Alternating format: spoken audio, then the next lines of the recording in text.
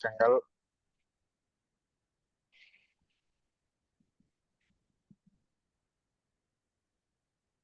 தியாகங்களும் போராட்டங்களும் தியாகங்களும் நிறைந்த இந்திய பொதுவுடைமை இயக்கத்தின் நூற்றாண்டு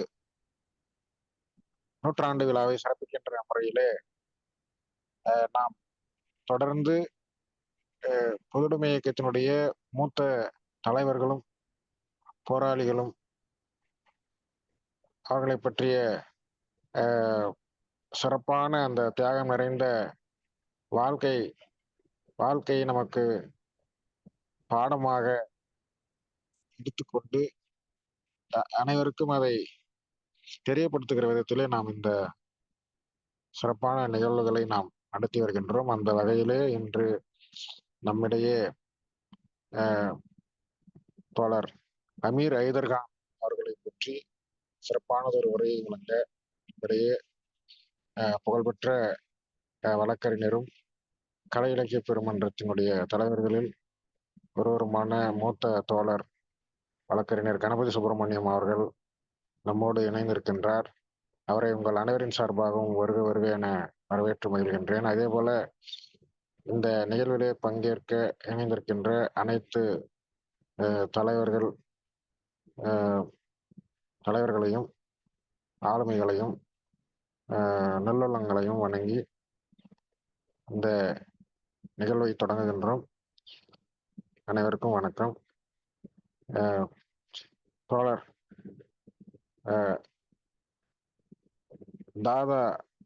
தாதா அமீர் ஐதர்கான் என்ற தலைப்பிலே உரை நிகழ்த்த வருமாறு அவரை அன்போடு அழைக்கின்றேன்.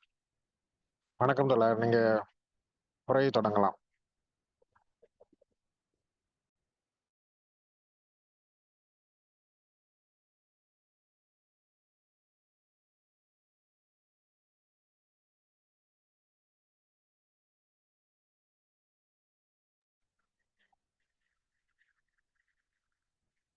மறுபடியும் அது மீட் ஆயிருக்க.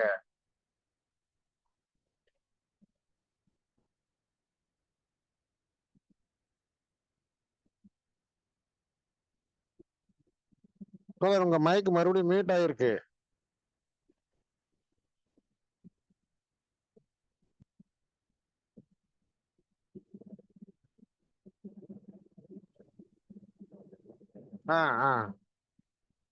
இப்போ அன்மியூட் ஆச்சு, மறுபடியும் பண்ணிட்டீங்க. இப்ப கேட்காதோல இப்ப கேக்குது, பேசுங்க. அதாவது அந்த அமீர் ஐதர்கான் தலைப்பு, அவருடைய வாழும் பணிங்கிற தலைப்புல எனக்கு பேசுவதற்கு வாய்ப்பளித்த ஒருங்கிணைப்பாளர்களுக்கு வாழ்த்துக்களையும் நன்றியும் தெரிவிப்பதோடு முதல்ல காலதாமதத்துக்கு முதல்ல என்னுடைய வருத்தங்களை தெரிவிச்சுக் கொள்ளுதேன்.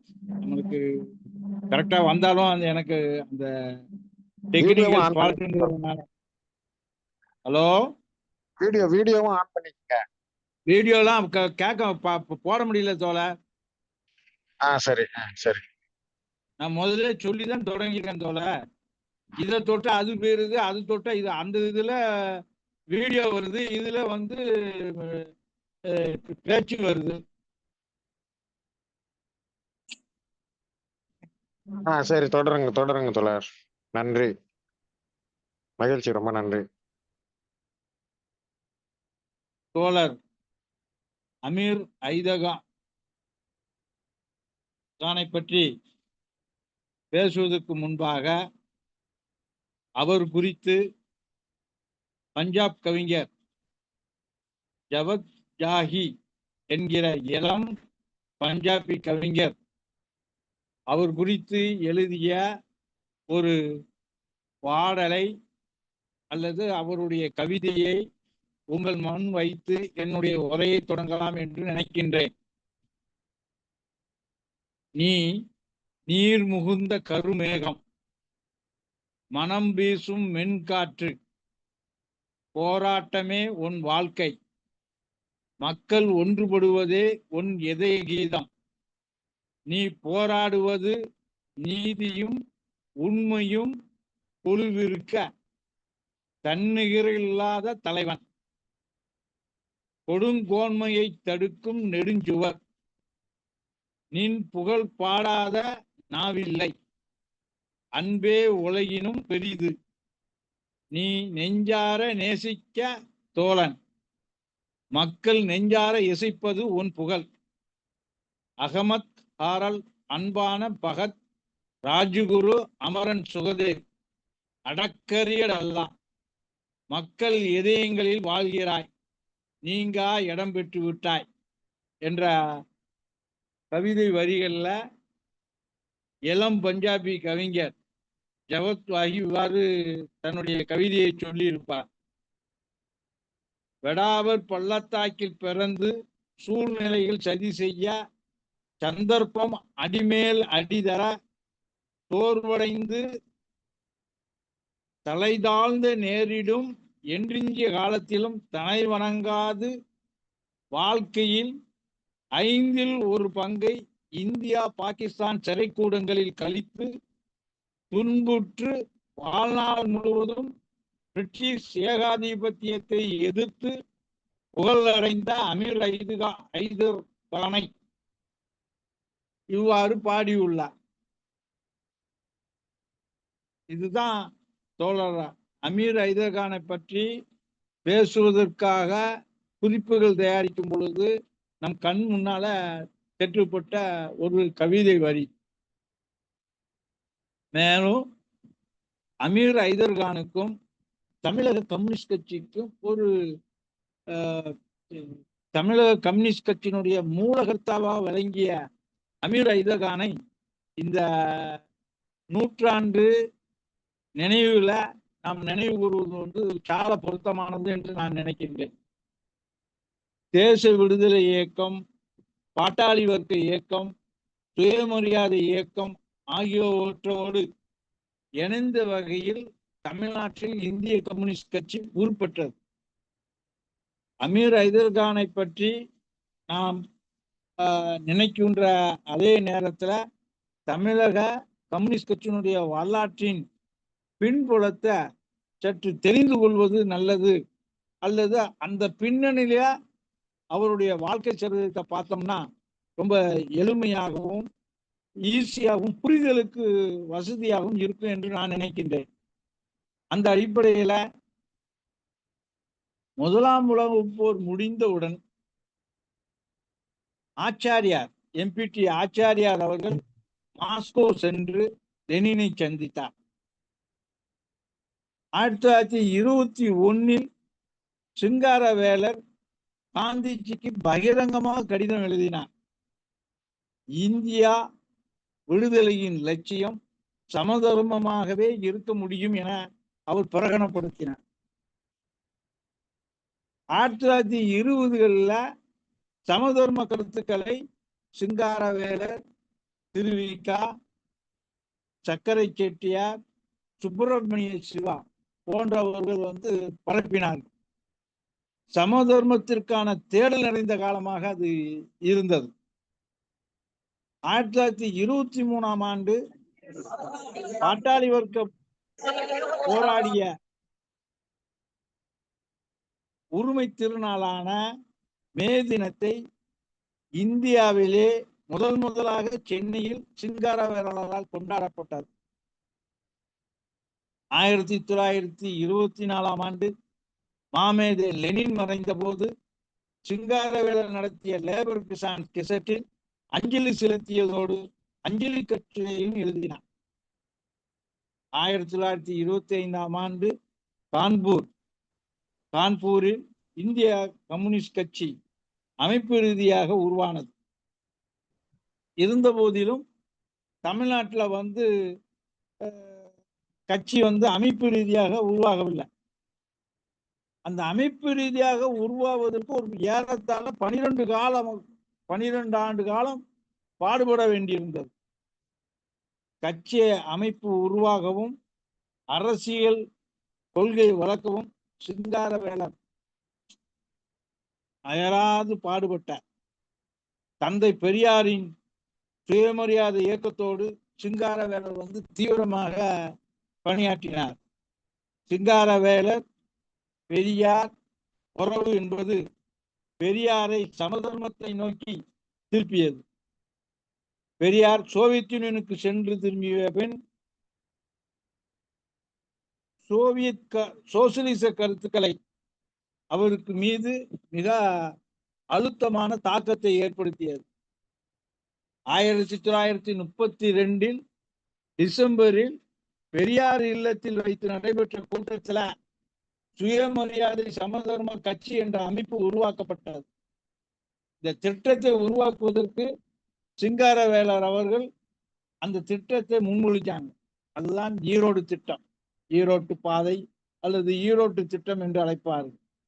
இந்தியாவுக்கு முழு விடுதலை, தொழிற்சாலைகள், வங்கிகள், ரயில்வேகள் ஆகியவை தேசியமயமாக்கப்பட வேண்டும் என்கிற அடிப்படையிலையும் அந்த தொழிலாளர் விவசாயிகள் ஆட்சிகளை கொண்டு வர வேண்டும் என்பதுதான் அந்த பெரியார் ஈரோட்டு திட்டம். இத்திட்டத்தை விலக்கி தமிழகம் எங்கும் சுயமரியாதை சமதர்ம மாநாடுகள் நடைபெற்றன. பெரியார், சிங்காரவேலர், ஜீவானந்தம் ஆகியோர் அயராது பாடுபட்டு தமிழகம் முழுவதும் சுயமரியாதை சமதர்ம இயக்கத்தின் கிளைகளை உருவாக்கினார்.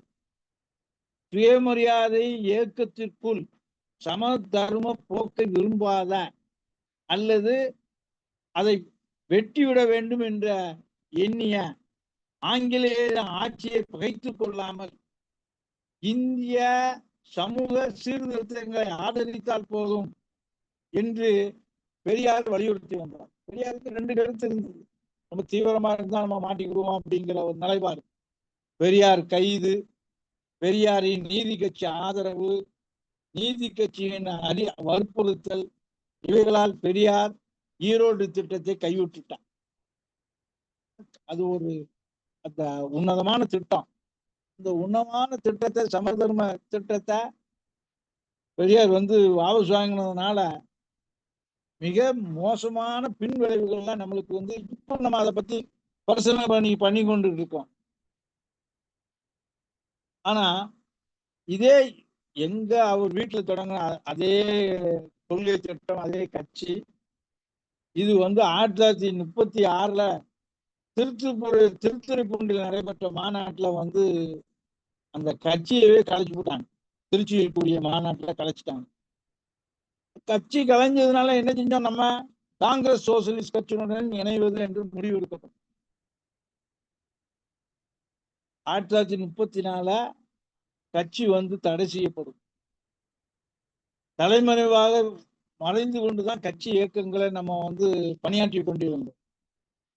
இந்திய கம்யூனிஸ்ட் கட்சி காங்கிரஸ் சோசியலிஸ்ட் கட்சியோடு இணைந்து பணியாற்றுவது என்கிற முடிவின் அடிப்படையில் தான் செயலாற்றி கொண்டிருந்தது. இந்த 1934 தான் நம்மளுடைய முதல் தலகர்த்தராக அல்லது முதல் கர்த்தாவாக விளங்கிய ஹைதர் கான், அமீர் ஹைதர் கான் தலைமறைவாக சென்னைக்கு கட்சியை அமைப்பு ரீதியாக கட்டினார். அது அப்போ அவர் சென்னையிலே தங்கியிருந்து அமைப்பை பலப்படுத்துவதற்கு அவரால் ஆண்ட அத்தனை முயற்சிகளையும் ஏற்படுத்தினார்.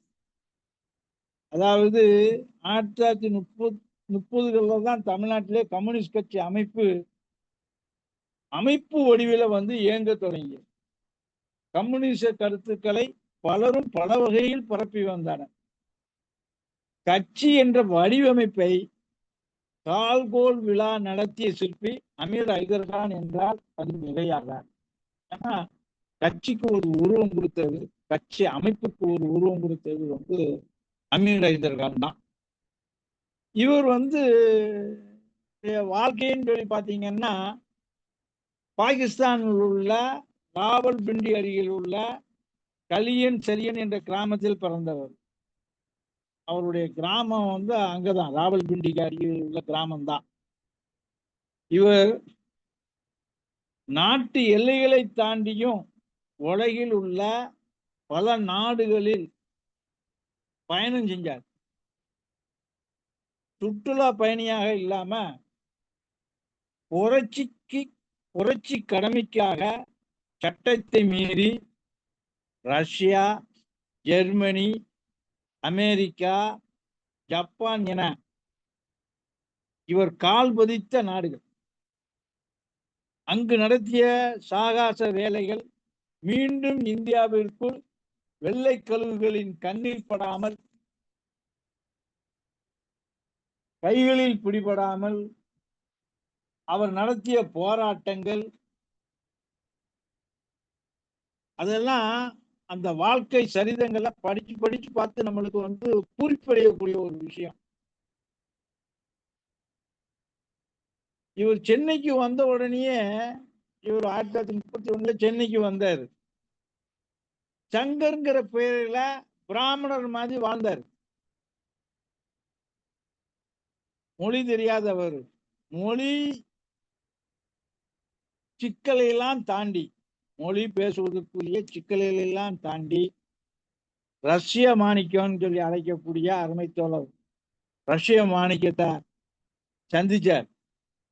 அவருடைய அண்ணன் ராஜவடிவேலை பார்த்து பிடிச்சார். அவர்களை வைத்துக் கொண்டு அச்சக தொழிலாளர்களுடைய தொடர்பு கொண்டார். ரஷ்ய மாணிக்கம் ஜனசக்தியில் முதுமை காலத்திலும் தொடர்ந்து பணிபுரிந்த மாசற்ற தோழர். அவரிடமிருந்துதான்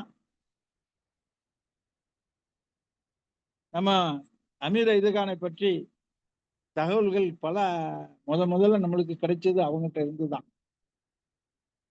இவர் கட்சியினுடைய தொடக்க காலத்துல போடப்பட்ட ஆங்கில ஏகாதிபத்தியால் போடப்பட்ட 4 சதி வழக்குகளில் முக்கியமான சதி வழக்கான மீரட் சதி வழக்கு. இந்த மீரட் சதி வழக்குல இவர் தேடப்பட்ட குற்றவாளி. கடைசி வரை இவரை கைது பண்ண முடியல.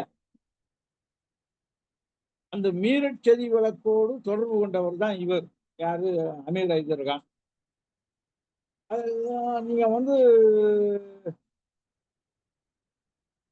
அந்த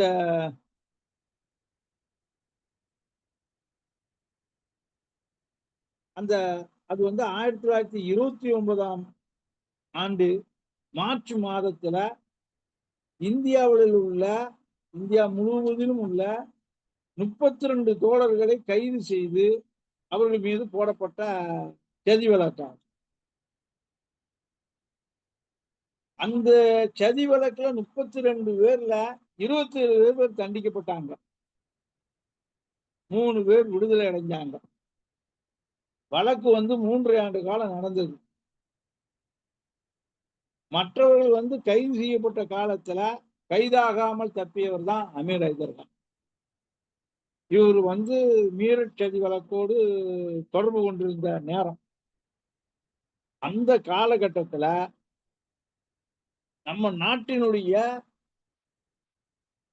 சுதந்திர போராட்டம், நமது நாட்டினுடைய சுதந்திர போராட்டத்தில் இருந்த புரட்சிகர போக்கு, இந்த புரட்சிகரமான போக்கின் வரலாற்றுல நம்ம கம்யூனிஸ்ட் கட்சி வளர்ந்த வரலாறையும் பார்த்தோம்னா 20ஆம் ஆண்டுகளும் 30ஆம் ஆண்டுகளும் மிக மிக முக்கியமான ஆண்டுகளாகும்.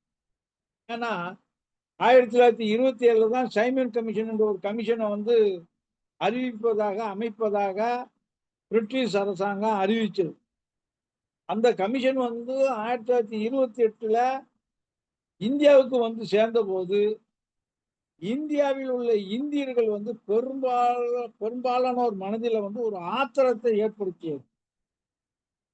மிதவாதிகள், தீவிரவாதிகள், புரட்சியாளர்கள் என அனைவரும் நம்முடைய நாடு சுயராஜ்யம் பெற தகுதி வாய்ந்ததா, அதாவது நம்மவர் இந்நாட்டை அரசாள தகுதிப்பட்டவர்களா என்பதையே, அல்லது எந்த அளவுக்கு சுய ஆட்சி இந்தியாவுக்கு அளிப்பது எப்படி என்பதை கண்டறிய பிரிட்டிஷ் ஏகாதிபத்தியம் அமைச்ச விசாரணை கமிஷன் தான் அந்த சைமன் விசாரணை கமிஷன். இந்த கமிஷன் நியமிச்சதே நம்மளை ஒரு அவமதிக்கிற மாதிரி ஒரு செயல் என்கிற ஆத்திரம் நம்ம மக்கள்கிட்ட எழுந்து நின்னது. இந்த சைமன் கமிஷன் வருவதற்கு முன்னாலேயே 1921 காங்கிரஸ் மகாசபையில பரிபூர்ண சுதந்திரம் வேண்டும், பரிபூர்ண சுதந்திரமே நமது லட்சியம் என்ற கருத்தை அஸ்ரத் முகானி முன்வைக்கப்பட்டது. அவர் தான் நமக்கு பூரண சுதந்திரம் கம்யூனிஸ்ட் கட்சி தோழரால முன்வைக்கப்பட்டது. இந்த கோரிக்கையே 1927 டிசம்பர் மாதம் சென்னையில் நடந்த காங்கிரஸ் மகாசபையில தான் பண்டிதர் ஜவஹர்லால் நேரு பலபடியும் வச்சார்.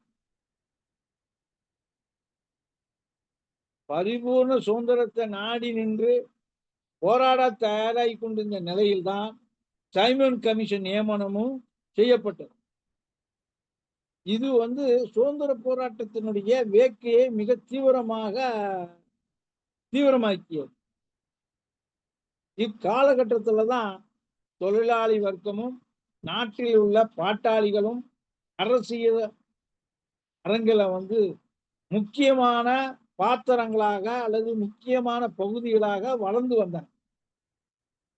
டிசம்பர் மாதத்துல 1925 டிசம்பர் மாசத்துல கான்பூர்ல முதலாவது கம்யூனிஸ்ட் கட்சி மாநாடு நடத்தப்பட்டது. இந்தியாவில் கம்யூனிஸ்ட் கட்சி மாநாடு உருவாக்கப்படுவதற்கு முன்பாக 1924 பிரிட்டிஷ் ஏகாதிபத்திய அரசாங்கம் கான்பூர் போல்விக்ஸ் சதி வழக்கை தொடர்ந்து நடத்தியது. தொழிலாளி வர்க்க போராட்டங்கள் முதல் உலக யுத்தம் முடியும் தருவாயில தான் இந்தியாவில் பல பகுதிகளில் ஏற்பட்டு வந்தது. இந்திய தொழிலாளி வர்க்கம் ஸ்தாபன ரீதியாக தொழிற்சங்கங்களை அமைக்க துவங்கியது. 1920 முதலாவது அகில இந்திய தொழிற்சங்க காங்கிரஸ் மகாசபை லாலா லஜபதி ராய் தலைமையில நடைபெற்றது. இந்த போராட்டங்கள் ஓரளவுக்கு 1924 கலந்த போதிலும் 26க்கு பின்னால்தான் பல இடங்களில் தொழிலாளி வர்க்க போராட்டங்கள் தீவிரமாயின. இக்காலத்துல நடுத்தர விவசாய மக்களுக்கும் நாட்டுப்புற தொழிலாளிகளுக்கும் தங்களுடைய நிலைமைகளை உணர்ந்தார்கள்.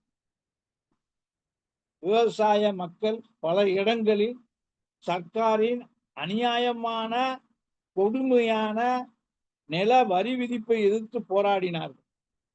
விவசாய குடிகள் தங்கள் குத்தகை குடிவார உரிமைகளுக்காக போராடினார்கள். கிராமப்புற ஏழை தொழிலாளிகளும் தங்கள் வறுமை நிலையினால் போராடத் துவங்கினார்கள். ஆக பெரும் பகுதி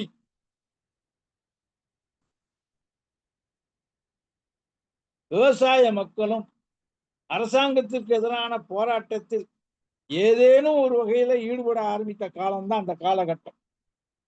இந்த காலகட்டத்தில் தான் கிசான் மகாசபைகள் தோன்றின. அகில இந்திய கிசான் சபை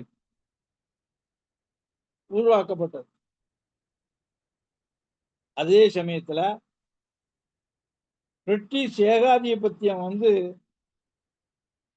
தங்களுடைய ஆட்சிக்கு பேராபத்து இந்திய நாட்டில் வளர்ந்துரும், அது கம்யூனிஸ்ட் கட்சியிலிருந்து தான் வரும் என்கிறத நினைச்சாங்க. தொழிலாளர்களும் விவசாயிகள் ஆகிய உழைப்பாளி மக்களை ஸ்தாபன ரீதியாக திரட்டுவதிலும் அவர்களுடைய உரிமைக்காக போராடுவதிலும் முன் நின்றவர்கள் கம்யூனிஸ்டுகள். ஆகவே முக்கியமான கம்யூனிஸ்ட் தலைவர்களை 1929 மார்ச் காலத்துல கைது செய்து மீரட் சதி வழக்கு என்ற சதி வழக்கை துவங்கினார். மீரட் சதி வழக்கு நடந்து கொண்டிருந்த அந்த ஆண்டுல லாகூர்ல காங்கிரஸ் மகாசபை பண்டிதர் ஜவஹர்லால் நேரு தலைமையில நடந்தது. அந்த காங்கிரஸ் மகாசபையில தான் பூரண சுதந்திரமே நமது பிறப்புரிமை, நமது குறிக்கோள் என்ற தீர்மானம் நிறைவேற்றப்பட்டது. ஒவ்வொரு ஆண்டும் ஜனவரி 26ஆம் நாள் சுதந்திர தினமாக நாடெங்கிலும் கொண்டாடப்பட வேண்டும் என்ற தீர்மானமும் அந்த மாநாட்டில் நிறைவேற்றப்பட்டது. அன்று கொடியை ஏற்றி கூடி நின்ற அனைவரும் பரிபூர்ண சுதந்திரமே நமது லட்சியம் என்று அந்த லட்சியத்தை அடைவதற்கு எத்தகைய தியாகத்தையும் எத்தகைய உயிரையும் கொடுக்கிறதுக்கு லட்சியத்தை அடைவதற்கு செய்ய தயாராக இருந்தார். அப்படிதான் அந்த தீர்மானம், அந்த உறுதிமொழியை அந்த ஜனவரி 24ஆம் நாள் கொடியை ஏற்றி நம்ம அந்த உறுதிமொழி எடுக்கணும்னு சொல்லி எடுத்தோம். இதே காலகட்டத்தில் தான் காந்திஜி சட்டத்தை மீறி உப்பு காய்ச்சும் உப்பு சத்தியாகிரக போராட்டம் 30ல் துவங்கினார். சத்தியாகிரகம் உப்பு சத்தியாகிரகம் தன்னுடைய ஆசிரமத்திலிருந்து குஜராத் மாநிலத்தில் உள்ள கண்டி என்ற கடலோர பகுதியில் சென்று உப்பு சட்டத்தை மீறுவது என்று திட்டமிட்டு தான் அந்த இயக்கத்தை தொடங்கும். கண்டி ஆத்தர் துவங்கின நாள்ல இருந்து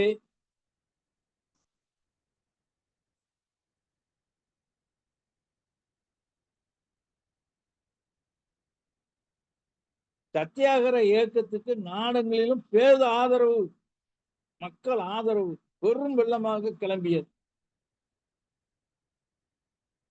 இந்த போராட்டம், உப்பு சத்தியாகிரக போராட்டத்தை பத்தி வெளிநாட்டிலையும் ரொம்ப அக்கறையோடு பேச ஆரம்பிச்சாங்க. நாட்டில் பல்வேறு பகுதிகளில் ஆங்காங்கே இந்த உப்பு சட்டத்தை மீறுவதற்காக அந்தந்த பகுதியிலுடைய மக்களின் தலைவர்கள் தலைமையில குழுக்கள் ஏற்பட்டன. இந்த நாடு தழுவிய அல்லது நாடு முழுவதும் ஒரு சத்தியாகிரக இயக்கமாக உருவாகியது. பிரிட்டிஷ் ஏகாதிபத்திய ஆட்சி இந்த உப்பு சட்டத்தை மீறுவதற்கு தடை விதித்தது. இந்திய தேசிய காங்கிரஸையும் வேறு பல ஸ்தாபனங்களையும் சட்டவிரோத ஸ்தாபனமாக ஆக்கியது. பிரிட்டிஷ் உடனே தனக்கு எதிராக இருந்தா உடனே எல்லாத்தையும் இது பண்ண ஆரம்பிச்சிருவாங்க பிரிட்டிஷ் அரசு. அப்போதான் இந்த ஒரு 1931 ஒரு சமரச ஒப்பந்தம் ஏற்பட்டது. இந்த ஒப்பந்தத்துல காங்கிரஸ் சட்ட மறுப்பு இயக்கத்தை நிறுத்திவிட்டு அரசியல் சீர்திருத்த விவாதத்துக்காக நடந்து வந்த 2வது வட்டமேசை மாநாட்டில் பங்கு கொள்வது, அரசாங்கம் அவசர சட்டங்களை வாபஸ் பெறுவது, வன்முறை குற்றங்களுக்கு தண்டிக்கப்பட்டவர்களை தவிர ஏனைய அரசியல் கைதிகளை விடுப்பது என்று ஒப்புக்கொள்ளப்பட்டது. இந்த சமரச திட்டத்தில் அந்நிய துணிக்கடைகள் முன்பு, கள்ளுக்கடைகள் முன்பு சாத்வீக மறியல் செய்வது அனுமதிக்கப்படும் என்று ஒப்புக்கொள்ளப்பட்டது. ஆனா சோலாப்பூர், சிட்டகாங், பெஷாவர் போன்ற இடங்கள்ல அரசாங்கத்தின் வன்முறையை எதிர்த்து நிற்க மக்கள் துணிஞ்சு நிற்கிறாங்க.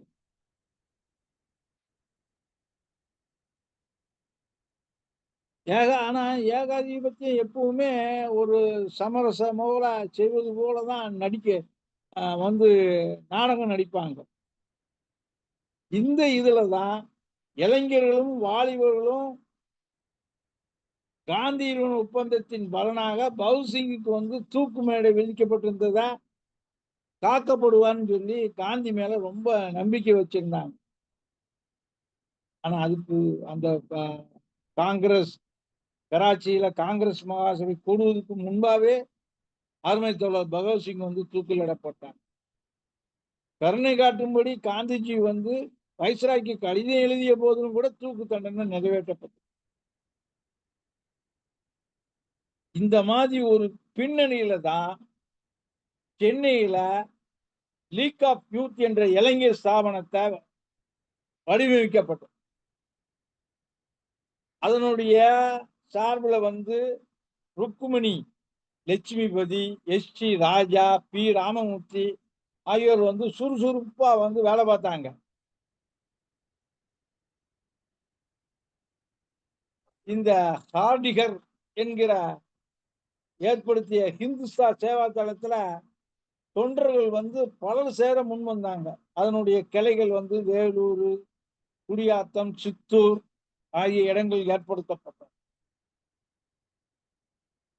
சென்னையில மட்டுமில்லாமல் தமிழகத்தினுடைய பல்வேறு பகுதிகளில் வாலிப சங்கமம் வந்து அமைக்கப்பட்டது. இந்த அமைப்புகள்ல வந்து அருமை தோழர் அமீர் ஐதகான் வந்து இங்கேயும் அவர் பல குறிப்பா வந்து கராச்சி காங்கிரஸ் முடிஞ்ச சமயத்துல 1931 மார்ச் இறுதி அல்லது ஏப்ரல் நினைக்கிறேன், அமீர் ஐதர்கான் சென்னைக்கு வரார். இந்த அரசியல் சூழ்நிலை முன்னால சொன்ன நம்ம ஏற்கனவே சொன்ன அரசியல் சூழ்நிலையில இங்க ஓராண்டு காலத்துல ஒரு கம்யூனிஸ்ட் கட்சி குழு ஒன்றை வந்து யங் ஒர்க்கர்ஸ் லீக் என்ற பெயர்ல அமைச்சார். 1932 மே மாதத்துல தொழிலாளர் தினமாகிய மே தினம் பற்றிய துண்டு பிரசுரத்தையும் பகவத்சிங் அவரது தோழர்கள் தூக்கிலிடப்பட்ட நாளின் முதலாண்டு முடிவை பற்றிய ஒரு துண்டு பிரசுரத்தையும் இளம் தொழிலாளர் சங்கத்தின் வேலை திட்டத்தையும் வெளியிட்டு மக்கள்கிட்ட கொண்டு போய் செல்வதற்கு அமீர் ஐதர்கான் வந்து மூல காரணகர்த்தாவா இருந்தார். ஆனா இவர் வந்து இந்த வேலையை செஞ்சதுனால மே மாதம் 7ஆம் தேதி வந்து அவரை கைது செஞ்சு 14ஆம் தேதி அவருக்கு தண்டிக்கப்பட்டாங்க. தண்டிக்கப்பட்ட தண்டனை காலத்தை வந்து கோவையிலையும் சேலம் சிறைச்சாலையிலையும் அவர் வந்து கழிச்சார். அவர் வந்து 34 ஜூலை மாதத்துல விடுதலை அடைந்து பலபடியும் சென்னைக்கு வரார். ஆனா இந்த கோவையில வந்து அவர் பாத்தீங்கன்னா அவருடைய வாழ்க்கை சரித்திரத்தை நீங்க பார்த்தாலே அவர் வந்து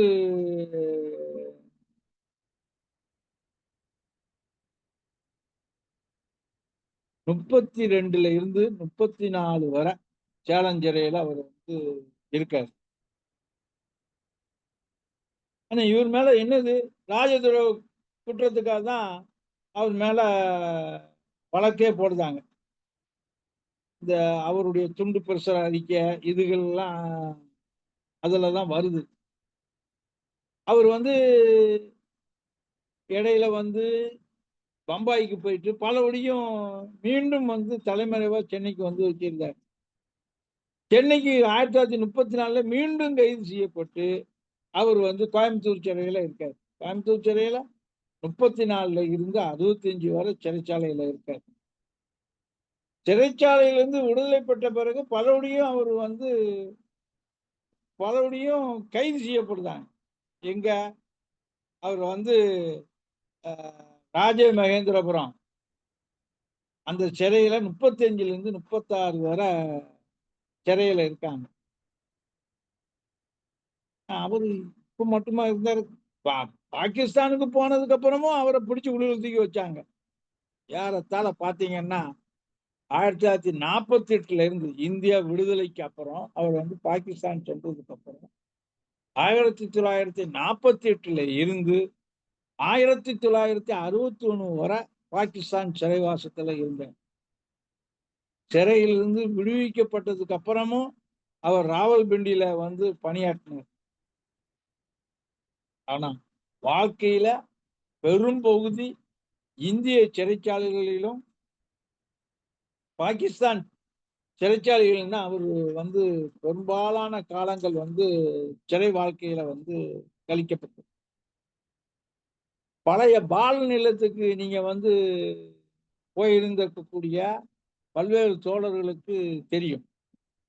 அந்த அந்த பால் நிலத்தினுடைய முகப்புல தான் வந்து அந்த இல்லத்தை நம்ம கட்சிக்கு வழங்கிய அந்த நாட்டிய பேரொளிகளினுடைய கால்பதங்கள் பதிக்கப்பட்டு அந்த கால்பதங்கள் பதிக்கப்பட்டிருக்கக்கூடிய அதில் மேல இருக்கக்கூடிய அந்த சுவரில் தான் ஒரு படம் இருக்கும். அதாவது அந்த படம் வந்து கதருக்குள்ளா போட்டு இந்த வட்ட கண்ணாடி போட்டு ஒரு கதர் ஜிப்பா போட்ட ஒரு மனிதனுடைய பாஸ்போர்ட் சைஸ்ல ஒரு படம் இருக்கு. நான் முத பாலநிலத்துக்கு போகும்போது அந்த படம் யார் படம், நம்மளுக்கு அறிமுகம் இல்லாத படமா இருக்கேன்னு சொல்லி யோசனை பண்ணியிருக்கும் போது தோழர் நல்லகண்ணு அவர்கள் தான், என்ன அந்த படத்தை பார்த்துக்கிட்டு இருக்க, இவர் தான் நம்ம தமிழ்நாட்டுல கம்யூனிஸ்ட் கட்சியை உருவாக்குவதில், கம்யூனிஸ்ட் கட்சியை அமைப்பு ரீதியாக செயல்படுத்துவதில் முன்னணி வகிச்சிருந்தாரு. அவர் இங்க வந்து சங்குங்கிற பேர்ல ஒரு புனை பெயர்ல இங்க அமைச்சாருன்னு சொல்லி முத நம்மளுக்கு வந்து அறிமுகப்படுத்தி வைத்தார்கள் தோழர் நல்லகண்ணன். அதன் பின்னால்தான் தோழர் அமீர் ஹைதர் கானை பற்றி தெரிந்து கொள்ள வேண்டும் என்று பல்வேறு அவரை பற்றி வந்த பல்வேறு நூல்கள் அல்லது கட்டுரைகள் இதுகளையெல்லாம் படித்து பார்க்கக்கூடிய தேடல் தொடங்கியது. அதுல குறிப்பா வந்து நம்ம நியூ செஞ்சுரி புக் ஹவுஸ்ல இருந்து அப்போ வந்து தென்னிந்தியாவை கண்டென்கிற ஒரு குறிப்பு, அவருடைய வாழ்க்கை குறிப்பு. அந்த வாழ்க்கை குறிப்பை வந்து நம்ம ஆர்பிஎஸ் சொல்ல அழைக்கக்கூடிய அருமை தோழர் பார்த்தசாரதி அவர்கள் வந்து தமிழ்ல மொழிபெயர்த்திருந்தார். ரொம்ப அருமையான ஒரு நூல். அந்த நூல்ல அவர் வந்து சென்னையில பணியாற்றக்கூடிய நேரத்துல என்னென்ன கஷ்டங்கள் என்னென்ன இதுகளை அனுபவித்தாருங்கிறத வந்து ரொம்ப தெளிவா சொல்லியிருப்பார். அதே மாதிரி அவருடைய வாழ்க்கையை பற்றி ஒருத்தர் வந்து நிறைய தேடல்களோடு ஒரு ஒரு நாவல் வடிவத்துல அல்லது அவருடைய வாழ்க்கை சரிதத்தை டாக்டர் அயூப் மிஸ்ரா என்கிறவர் வந்து அமீர் ஹைதர் கான் காவியம் படைத்த கம்யூனிஸ்ட்ங்கிற தலைப்புல ஒரு நூலை வந்து பரப்பிச்சு. இது போக ஜனசக்தியிலும் சரி, தீக்கதிரிலும் சரி, மார்க்சிஸ்டுடைய மாத இதழ்களிலும் சரி, ஏராளமான தகவல்களோடு அவரை பற்றி வெளிவந்திருக்கு. அந்த தரவுகள்ல எனக்கு பிடிச்ச, அதாவது ஒரு சுவாரஸ்யமான ஒரு தகவலோடு என்னுடைய உரையை முடிச்சுக்கிடலான்னு நான் நினைக்கிறேன். அவர் வந்து பல நாடுகள்ல அவர் வந்து பயணிச்சிருக்காரு. பல நாடுகள்ல அவர் வந்து இது பண்ணியிருக்காரு. அவருடைய வாழ்க்கையில வந்து அவர் பிழைப்பை தேடிதான் சொந்த ஊரை விட்டு ஹைதர்கான் வெளியேறார். அவர் வந்து அவர் பக்கத்து ஊரை சேர்ந்த ஒரு நண்பர் மௌலூத் தாத் என்கிற அந்த நண்பர் வாயிலாகத்தான் ஜெர்மானிய கப்பலில் உயர் பொறுப்பில் வந்து இருந்த அந்த நபர் வந்து அவருடைய உதவியால தன்னுடைய 14 வயதில கப்பலில் வந்து வேலைக்கு சேர்ந்தார். அங்கு ஓராண்டு வந்து பணிபுரிந்தார். அந்த ஓராண்டு பணியில வந்து டோக்கியோ, ஹாங்காங் போன்ற நாடுகளுக்கு செல்லும் வாய்ப்பை வந்து அமீர் ஹைதர் கான் பெற்றார். 21ல வந்து 1921ல இது வந்து தமிழக இதனுடைய சென்னை மாநகரத்துக்கு வருவதற்கு முன்பாக உள்ள அவருடைய வாழ்க்கை பதிவுகள். ஏன்னா 14 வயசுலயே அவர் வந்து கப்பல் தொழிலாளியாக, ஊழியராக அவர் வெளிநாடுகளுக்கு பயணம் செஞ்சுதான் அவருடைய அறிவு விசாலம் வந்து இதாகுது. 21ல அமெரிக்கா குடியுரிமை பெற்று அமெரிக்க இராணுவத்துல பணிபுரிஞ்சார். அங்க பணிபுரிஞ்சிட்டு இருக்கக்கூடிய, அதுவும் வந்து இராணுவத்திலேயே அவர் வந்து ரொம்ப நாளா நீடிக்க முடியல. இராணுவ வீரராக ரொம்ப காலமாக நீடிக்க முடியல. அதே சமயத்துல நியூயார்க்ல ஒலியன் என்ற ஊரில் இருந்த ரயில்வே தொழிற்சாலையில வந்து பணியை மேற்கொண்டார். அந்த இதுல பணியில இருக்கும் பொழுதுதான் விமான ஓட்டியாக பயிற்சி பெறுகிறார் அவர். அந்த வேலைக்கு சேர்ந்த பின்புதான் அவருடைய வாழ்க்கையிலேயே ஒரு மிகப்பெரிய திருப்பம் ஏற்படும். அதுதான் இந்துஸ்தான் காதர் கட்சி என்கிற கட்சியோடு தன்னை இணைச்சுக்கிட்டார். அந்த ஹிந்துஸ்தான் காதர் கட்சிங்கிறது வந்து அமெரிக்க தொழிலாளர் கட்சியை சார்ந்தது. அங்கிருந்து பயிற்சிக்காக மாஸ்கோவில் உள்ள கீழே நாட்டு பல்கலைக்கழகத்துக்கு சென்றார். 28ஆம் ஆண்டு பயிற்சி முடிஞ்சு பம்பாய்க்கு வரார். பம்பாயில சௌரி என்ற இடத்துல ஜெனரல் மோட்டார்ஸ் கம்பெனியில வந்து பணியில் வந்து சேர்ந்து அவர் இதாகுதார். மும்பையில இருக்கும் பொழுதுதான் சர்வதேச கம்யூனிஸ்ட் கட்சிக்கும் இந்திய கம்யூனிஸ்டுக்கும் இடையே ரகசிய தொடர்புகளை ஏற்படுத்தினார். பெர்லின்ல நாஜிகளின் கொடுமைகளுக்கு முன்னர் தொழிலாளி வர்க்கத்திற்கும் கம்யூனிஸ்ட் கட்சி இயக்கத்திற்கும் ஜெர்மன் தொழிலாளி வர்க்கத்துக்கும் பெருந்தொண்டாற்றியது. அதுல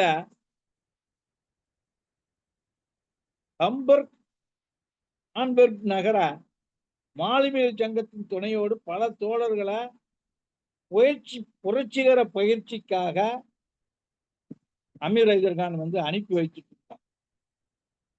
அதுல BH ஷோசி என்ற தோழரை மாஸ்கோவிற்கு பயிற்சிக்கு அனுப்பி வைக்க திட்டமிட்டாங்க.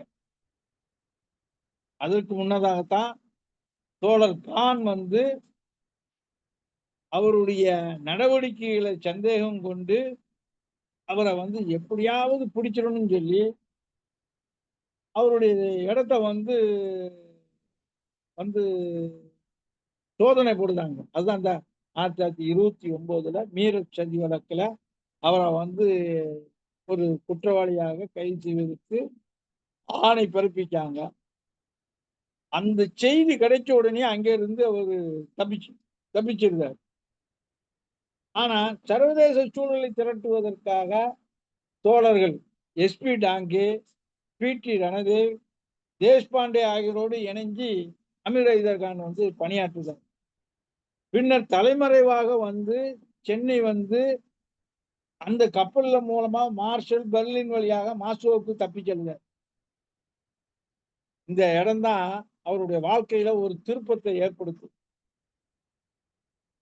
அந்த உணவு விடுதியில, அதாவது மாஸ்கோவுக்கு சென்று உணவு விடுதியில பணிபுரிஞ்சு வந்த சோலியா என்கிற மாதர பெண்மணிக்கும் அமீர் ஹைதர்கானுக்கு ஒரு நட்பு ஏற்படுது.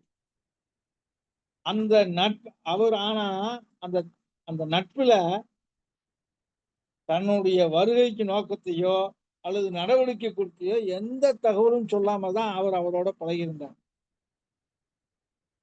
சோலியா மீது வந்து இவருக்கு மிகப்பெரிய மரியாதை எல்லாம் ஏற்பட்டிருந்தது. தோழர் கான் வந்து சோலியாவின் குடும்பத்தோடு அன்பாக பழகினார். இருவரும் ஒன்றாக வாழ்ந்தார்கள். எதிர்காலத்தை குறித்து எந்தவித முடிவுமின்றி காதலித்து இனிய வாழ்க்கையை மேற்கொண்டாங்க. அப்படி ஒரு அற்புதமான காதல்.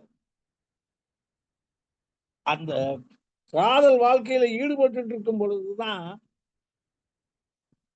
அவருக்கு வந்து ஒரு பொறுப்பு கொடுக்கப்படுது. மாஸ்கோவில் நடைபெறக்கூடிய சிவப்பு தொழிற்சங்க காங்கிரசுக்கான தயாரிப்பு ஏற்பாடுகள்ல இவர் வந்து பொறுப்பேற்று அதற்கான தயாரிப்பு வேலைகள்ல மும்முரமாக ஈடுபட்டார். அதன் தொடர்பாக நடைபெற்ற கூட்டங்களில் முழுமையாக பங்கு பெற்றார். இந்த இதுல வேலை பார்க்கும்போதுதான் அவருக்கு இந்த அறிமுகம், யாரு பாலா உபேஷின் என்பவரோடு ஒரு அறிமுகம் ஏற்படுது. அதன் மூலமாகத்தான் மாஸ்கோவில் நடைபெற்ற அந்த சோவியத் கம்யூனிஸ்ட் மாநாட்டில் கலந்து கொண்டார்.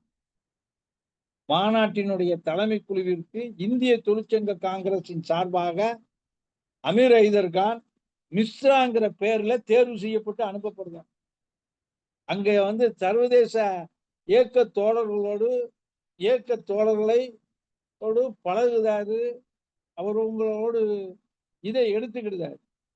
குறிப்பா வந்து மக்கள் சீனத்தின் அதிபராக பிற்காலத்தில் இருந்த லியூ ஷாசி, பெடரல் கியங்கஸினுடைய சமகால தோழரான டம்மான், இவங்களோடு இவர் தேர்வு செய்யப்பட்டதுல தேர்வு செய்யப்பட்ட தலைவர்களோடு இவருக்கு நட்பு கிடைச்சது.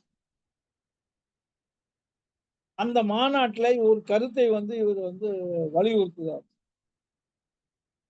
தோழர்களே, நீங்கள் எங்களுக்கு உதவி செய்வதாக போடப்படும் தீர்மானங்கள் ஏட்டில் மட்டும் இருந்தால் எவ்வித பயனும் இருக்காது.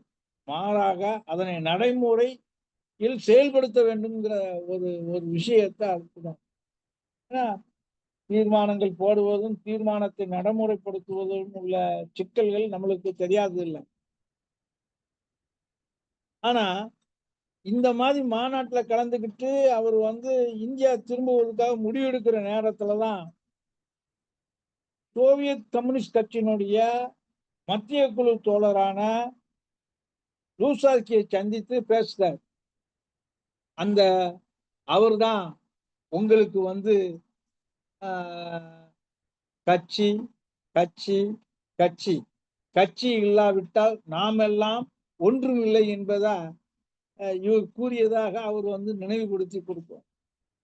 ஆனா இந்த நேரத்துலதான் அவர் வந்து இந்தியாவுக்கு திரும்ப வேண்டிய நேரத்துல, மாஸ்கோவிலிருந்து இந்தியாவை தன்னுடைய நேரத்துல தன்னுடைய பிடித்தமான, பிரியமான, நேசத்துக்குரிய, அன்புக்குரிய காதலிய வந்து விட்டு பிரிய வேண்டிய சூழல் வருது. தோழியாவை வந்து பிரிய வேண்டிய சூழல். அப்போ அந்த காதலியை சந்திச்சு அவர் சொன்ன வார்த்தையை வந்துட்டு சொல்லி என்னுடைய உரையை நிறைவுபடுத்தலாம்னு நினைக்கிறேன். தோழரே, நான் உடனே இந்தியா திரும்ப வேண்டிய சூழல் ஏற்பட்டது. எனக்கு சில பொறுப்புகள் உள்ளன. ஆகவே அவற்றை நிறைவேற்ற மாஸ்கோவை விட்டு புறப்படுகிறேன்.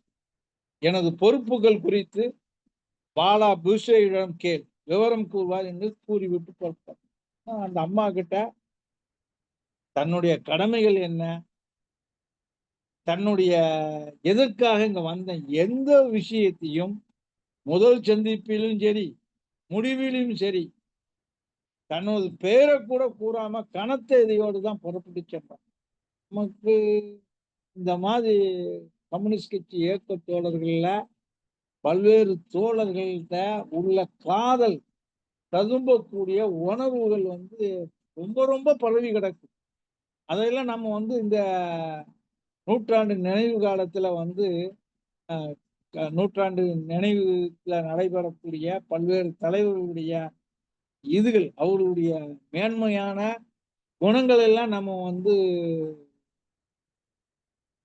வெளிப்படுத்த இது ஒரு சந்தர்ப்பம் அமையுது. ஏன்னா அவருக்கு வந்து கட்சியின் கடமை அழைக்கும் போதுதான் தன்னலம் சோதனைக்குள்ளாகப்படுகின்ற என்ற நினைவுகளோடு பம்பாய் துறைமுகத்தை சேர்ந்தார். ஆனா பம்பாயிலையும் அவருக்கு ஒரு சோதனை. நீ பம்பாயில இருந்தா ரொம்ப சிக்கலு, இங்க உள்ள தோழர்களுக்கு எல்லாம் ஒரு இதாகும், அதனால நீ சென்னையில போய் மொழி தெரியாத மாநிலத்துல போய் கட்சியை கட்டுன்னு சொல்லி கட்சி கமிட்டி முடிவெடு.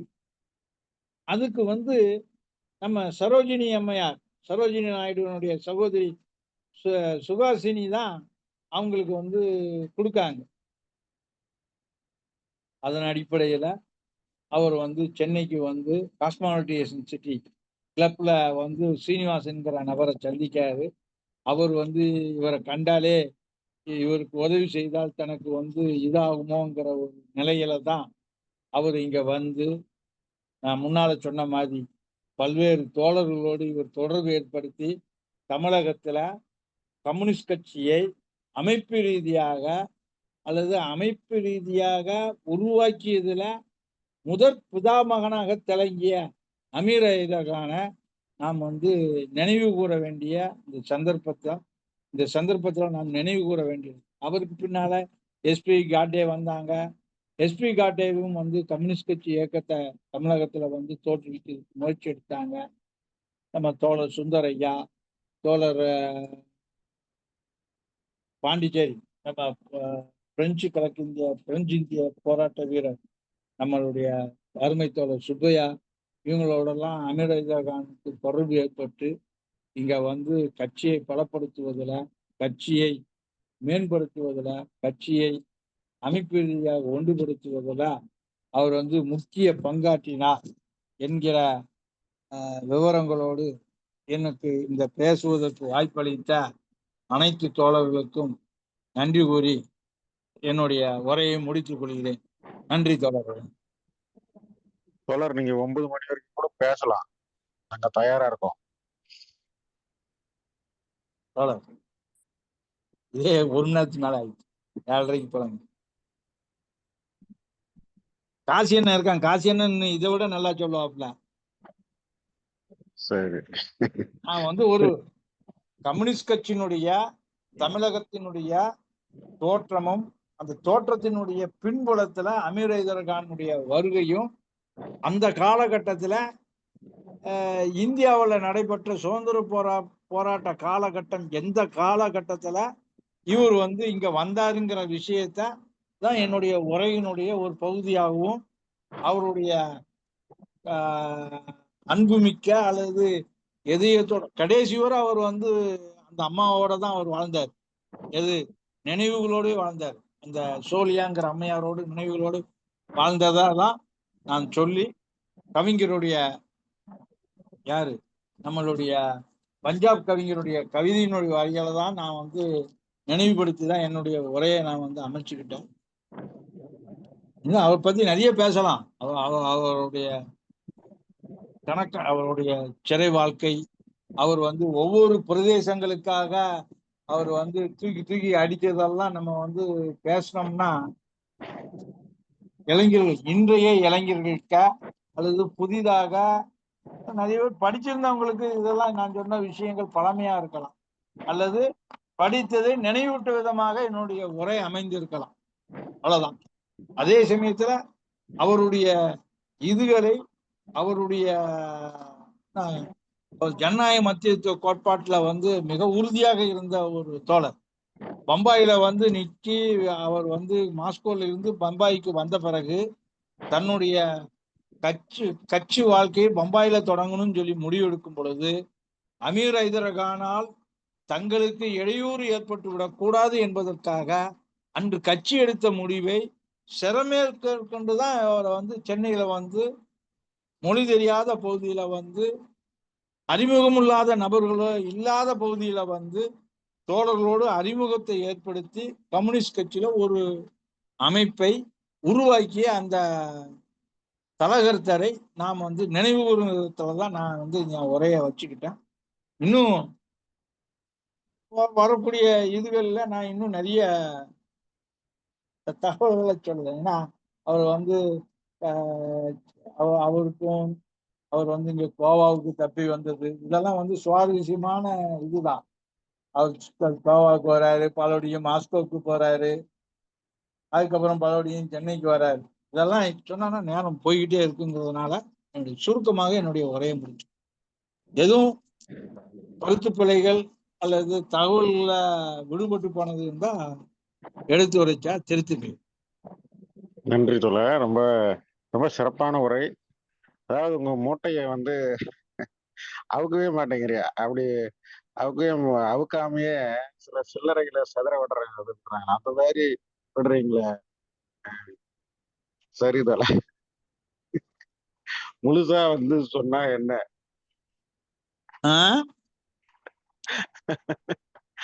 அதாவது அவருடைய அந்த போராட்ட வாழ்க்கை, அமீர் கான் என்கிற ஒரு மாபெரும் ஒரு போராளி, ஒரு எண்ணற்ற அளப்பரிய தியாகங்களுக்கு சொந்தக்காரராக இருக்கக்கூடியவர், ஒரு கம்யூனிஸ்டாக, ஒரு சர்வதேசியவாதியாக, தேச இன கால இட வர்த்தமானங்களை எல்லாம் கடந்தவராக அவர் எப்படி ஒரு ஒரு உலக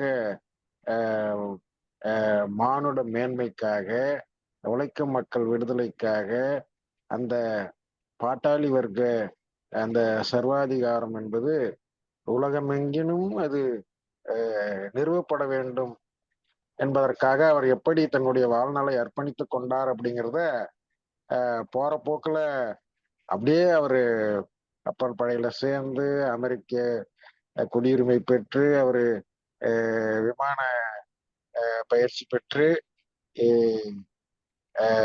மாஸ்கோ அதாவது சோவியத் மாநாட்டில் பங்கேற்று இந்தியாவில் கம்யூனிஸ்ட் கட்சியை ஸ்தாபிப்பதற்காக அவர் அனுப்பப்படுகிற சூழ்நிலையிலே அவரால் இடையூறு என கருதி மொழி தெரியாத பகுதிக்கு அனுப்பப்பட்டார் என்பதையும் அவர் சங்கர் மிஸ்ரா என்று பல்வேறு பெயர்களிலே அவர் எப்படியெல்லாம் இயங்கினார் என்பதையும் ரொம்ப தத்ரூபமாக எடுத்து சொல்லியிருக்கிறீர்கள். ஆனால் அதை வந்து நீங்க முழுமையாக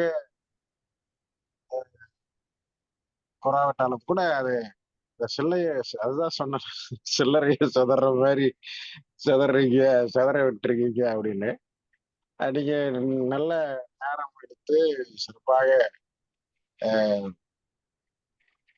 கூறுவதற்கு இந்த இடையூறு காரணமா அமைந்து விட்டது, தடையாக அமைந்து விட்டது.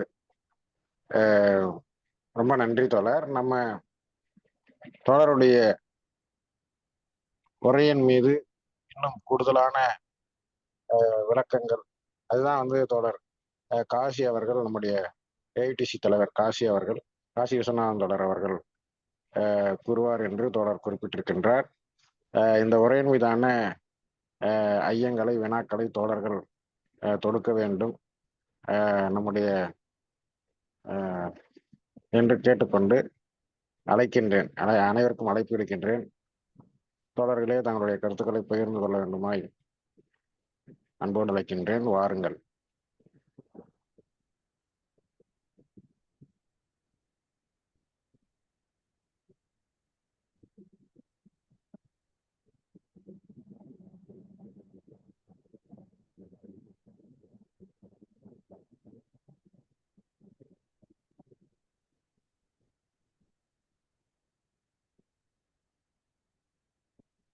தாதா அப்படிங்கிற தாதா அமீர் ஐதர்கான் அப்படின்னு தலைப்பு கொடுத்தீங்க, அதை பத்தி சொல்லுங்க தோழர். தோழர் வணக்கம். தாதானா பலம் பொருத்திய, அதாவது ஒரு நம்ம கொலோக்கியல் இதுல சொல்ல, வணக்கம் தோழர்களே, டிஎஸ்என், அதாவது கொலோக்கியலா சொல்ல போனா ஒரு ரவுடி மாதிரி கணக்கு. ஆனா உண்மையிலே நம்மளுடைய அவரு அமீர் தாதா அமீர் ஹைதர்கான் வந்து நம்முடைய ரகசிய ஆவணங்கள்ல, அதாவது பிரிட்டிஷ் போலீஸ் அந்த போலீசாருடைய அந்த ரகசிய ஆவணங்கள்ல அவரை பத்தி குறிப்பிடும் போது மிக அபாயகரமான மேன், மனிதன் அப்படித்தான் குறிப்பிடப்படுறார். நீங்க சொல்ற தாதாங்கிறதுக்கு அது அது அது முழு அவங்க வந்து ரவுடி மாதிரி சொல்றாங்க, நம்ம வந்து தீரமிக்க விடுதலை போராட்ட வீரர் அந்த கணக்குல தான் நம்ம எடுத்துக்கிடும். இஸ்லாமிய அந்த ஒரு நம்ம பேசும்போது கூட தாதா அப்படிலாம் சொல்லுவாங்க, அது பெருமையா சொல்வது கூட உண்டுன்னு நினைக்கிறேன். தம்பி கணபதி வந்து உரை மிக அருமையாகத்தான், ரொம்ப அருமையா சொன்னாரு. அது எப்படி சொல்றது, ஏன்னா அவர் வந்து வாத்தியார்ல கட்சி கல்வி எடுக்கிறாரு கோபிச்செட்டிப்பாளையத்துல, வாத்தியார் ஆசிரியர் மாதிரியே அதுவும் சொல்றாரு. அதே மாதிரி நம்மள்ட்ட சர்வசாதாரணமா உரையாடுதல் மாதிரி கீழே இறங்கி வந்து அப்படியும், அதாவது அவர் ஒரு பிளண்டிங்கா மிக்ஸ் பண்ண மாதிரி ஒரு ஆசிரியர் பாடம் மெதுவா பிள்ளைகளுக்கு பாடம் எடுக்க மாதிரியும் அந்த உரையை கொண்டு போனாரு பேச்சு வழக்குல. அதே மாதிரி உரையாடும் போதும் ஆசிரியர் பாடம் எடுக்கும் போது அப்படி பேச்சு வழக்கு இல்லாம தெளிவாக உரையாற்றுவது மாதிரி சொன்னாரு. அதே மாதிரி நம்மள்டோட சாதாரண நம்மள்ட்ட உரையாடும் போது சொல்ற மாதிரி கொஞ்சம் பேச்சு வழக்கலையும் அதிகம் பேசி ஒரு நல்ல உரை, கலவை சார்ந்த அந்த, அதாவது தூய தமிழ்ல உரையாற்றுவது போலவும் அதே சமயத்துல பாடம் எடுத்தது மாதிரியும் நம்முடைய உரையாடும் போது சர்வசாதாரணமாக நம்ம இயல்பாக பேசுவோமே அந்த மொழியிலையும் கலந்த ஒரு அருமையான இணக்கமான இசைவான அந்த ஒரு கலவை உரையாக இருந்தது. அவரு உரைக்கு வாழ்த்து. அவரு சொல்லும்போது பெரும்பகுதிய வாழ்க்கையில வந்து சிறைகள்ல தான் இருந்திருக்காரு. நான் கொஞ்சம் வெளியில இருந்துட்டு கொஞ்சம் தாமதமாக தான் உள்ள வந்தேன். அமெரிக்க ஏர்போர்ட்ஸ்ல அவரு விமான ஓட்டியாக பயிற்சி பெற்றார் சொன்னாரு. அதுக்கு முன்னாடி அதை சொல்லியிருப்பார்னு நினைக்கிறேன். பிரிட்டிஷ் அந்த ஆங்கிலேய நேவி இதுலயே ஒரு ஆர்மியில சேர்ந்து ஏதோ பணிபுரிஞ்ச அந்த ஒரு இது உண்டு. அங்கதான் ஒரு ஐரிஷோட பெரிய கம்யூனிஸ்ட் ஒரு ஆளுமையை அவரு சந்திச்சு பேசியிருக்காரு. இந்தியாவில் அவர் 21க்கு பிறகு வந்ததுல இருந்து தம்பி கணபதி சொன்ன மாதிரி நம்முடைய இந்திய கம்யூனிஸ்ட் இயக்கத்திற்கு அவர் மிக வலுவூட்டியிருக்காரு. பெரிய பெரிய தலைவர்களோட சேர்ந்து பணிபுரிந்திருக்காரு. அந்த அமித் மிஸ்ரா அந்த ஒரு நாவல்லையும் அந்த நாவல்ல இவரை பத்தி குறிப்பிடுறாரா இல்ல அந்த நாவல் முழுமே இவரை கதாபாத்திரமா வச்சு இவரை பற்றிய ஒரு வாழ்க்கை சரிதம் தான் அது. சரி சரி அதான் அந்த இவரை பற்றி உள்ள வாழ்க்கை சரிதம் அந்த அப்போ அந்த நாவல் ரொம்ப சுவாரஸ்யமா தான் இருக்கும். அது மாதிரி தம்பி கடைசியில வீரட் சதி வழக்குல இருந்து ஆனா பாருங்க லாபகமா இப்பெல்லாம் நம்ம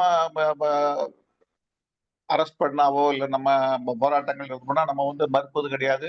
எத்தனை நாளும் சிறையில வைங்க அப்படிலாம் சொன்ன அதுவும் உண்டு. இவர் வந்து திருப்பு நம்முடைய பொதுவுடைமை இயக்கத்துக்கு கம்யூனிஸ்ட் இயக்கத்துக்கு தொண்டாற்ற வேண்டும் என்பதற்காகவே அந்த வழக்கிலிருந்து லாபகமா வீரசரி வழக்கில இருந்து தப்பிக்கிறதுக்கு அவர் எடுத்துக்கொண்ட முயற்சி வந்து அவருடைய அந்த ஒரு சொன்ன தாதா தன்மை அந்த ஒரு தன்மையை நல்லா காட்டுது. சிவப்பு காங்கிரஸ்ல சோவியத் கம்யூனிஸ்ட் கட்சி மாநாட்டுல வந்து மிஸ்ராங்க பேர்ல அதுக்கு என்ன காரணம் தெரியல. மிஸ்ராங்க பேர்ல போய் அங்க கலந்து கொள்வதற்கு அவருடைய இயற்பெயர் சொன்னா கண்டுக்கிடுவாங்கனாலயா என்னன்னு தெரியல சொன்னாரு. அப்படியே மிஸ்ராங்க பேர்ல அவர் கலந்துக்கிட்டாரு. அவர் வந்து பல புனைப்பெயர்கள தான் பல்வேறு பகுதிகளில் பணிபுரிஞ்சிருக்காரு. பழைய அது மாதிரி ரொம்ப ஒரு சுவாரஸ்யமான ஒரு தகவலா சொன்னார். பழைய பாலன் நிலத்துல அவருடைய அந்த படத்தை வந்து முதுபெரும் தோழர் நமது கணபதிக்கு மிக நெருக்கமான RNK வந்து அவருக்கு சொன்னதாகவும் குறிப்பிட்டாரு. இன்னொன்னு ரொம்ப நமக்கு சுவாரஸ்யமான ருசிகரமான ஒரு தகவலையும் அது வந்து நம்மளுடைய அநேக கம்யூனிஸ்ட் தலைவர்களுடைய வாழ்க்கையில நீங்க சொல்லிக்கிட்டே போலாம். அநேக பேருடைய வாழ்க்கையில ஏன்னா மனுஷன் தானே, மனிதனுக்கு காதல் வருவது வந்து இயல்பான ஒன்றுதான். அந்த காதல் குறுக்கிட்டாலும் அந்த வயதுல குறுக்கிட்டாலும் கூட அதை நம்முடைய கட்சிக்காக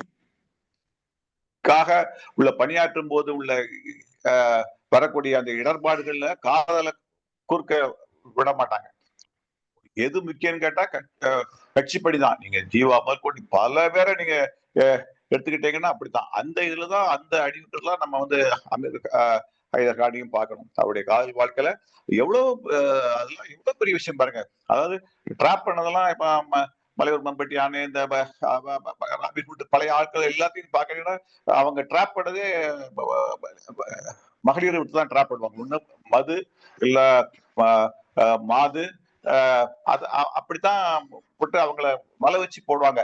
ஆனா அந்த மாதிரி ஒரு எந்த புத்துல எந்த பாம்பு இருக்குன்னு தெரியும். அதனால இந்த பொண்ணுகிட்ட சொன்னா கூட நம்முடைய ரகசியம் நாம் நாட்டுக்காக கம்யூனிஸ்ட் இயக்கத்துக்காக நாம் செய்யக்கூடிய அந்த வேலை வெளியில தெரிஞ்சிருமோங்க இதுல வந்து அதை கூட தியாகம் பண்றாங்க பாருங்க. அதை வந்து எந்த காலத்திலையும் கூட இவங்க விட்டு கொடுத்தது கிடையாது. காதல் வாழ்க்கையை தான் தியாகம் பண்ணுவாங்களே ஒழிய நம்முடைய பொது உடைமை சித்தாந்த அந்த கொள்கை பயணத்தை வந்து அவங்க கைவிடவே மாட்டாங்க. அதுக்கு ஒரு முற்றிலும் தலை சிறந்த ஒரு எடுத்துக்காட்டாக தான் அவர் சொன்னாரு. அருமையான உரை.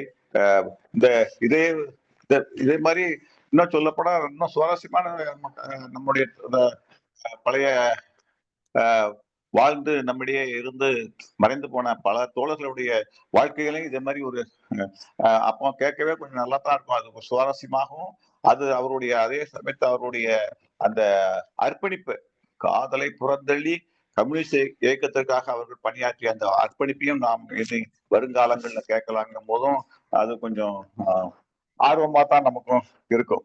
ஏன்னா எனக்கு அந்த அவருடைய அந்த காதலி பேர் தான் சோஃபியாவா, அது பேர் எனக்கு சரியா அது தெரியல. மற்றபடி நல்ல அருமையான உரைதான். இன்னும் அவற்றை வச்சுட்டு வந்தவங்க கேட்டிருந்தா இன்னும் கூட இழுத்துப்பட்டு நீட்டமான உரையா கொண்டு போயிருப்பாரு. சுருக்கமாக நம்ம எதுவுமே 1.5 மணி நேரத்துக்கு மேல் நிகழ்ச்சியே போனா அது எப்பவுமே கஷ்டம். அதனாலதான் தம்பி முடிச்சிட்டாருன்னு நினைக்கிறேன். நன்றி. ஆரம்பிச்சதே லேட்டு தோழர். அவர் ரொம்ப சுருக்கமா சொல்லியிருக்காரு. அதுதான் அவர் மூட்டையை வந்து அவரு ஆரம்பிக்க அனைவரும் காத்திருக்காங்க. அந்த இடையூறுகள் வந்திருக்கும்ல, அதுக்கு ரொம்ப நேரம் காக்க வைக்க கூடாதுங்கிறதுக்காக அவர் கொஞ்சம் சுருக்கமாக முடிச்சிருக்காரு. அந்த அளவுல பாராட்டணும். நன்றி, வணக்கம். அந்த அம்மையார் பேர் வந்து சோலியா மந்தர சேவா. சோலியா. ஆமா, சோலியா. இதே மாதிரி பேராசிரியர் நா. வானவமலை வந்து ஒரு விஷயத்த வந்து சொல்லுவாங்க. காசி என்ன ரொம்ப சுவாரஸ்யமா அதை சொல்லுவாப்புல. அத நான் வந்து அத எழுத்துலயும் படிச்சிருக்கேன். பாலதண்டாயுதத்துக்கும் அவருடைய அண்ணாமலை பல்கலைக்கழகத்துல அவர் காதலிச்சு திருமணம் செய்து கொண்ட அந்த ஆங்கிலோ இந்திய பெண்மணிக்கும் ஏற்பட்ட கருத்து வேறுபாடின் காரணமாக குற்றாலத்துல வந்து தங்கியிருக்கக்கூடிய நேரத்துல அந்த முடிவு எடுக்கக்கூடிய ஒரு விஷயத்த அருமையாக வந்து சொல்லுவார்.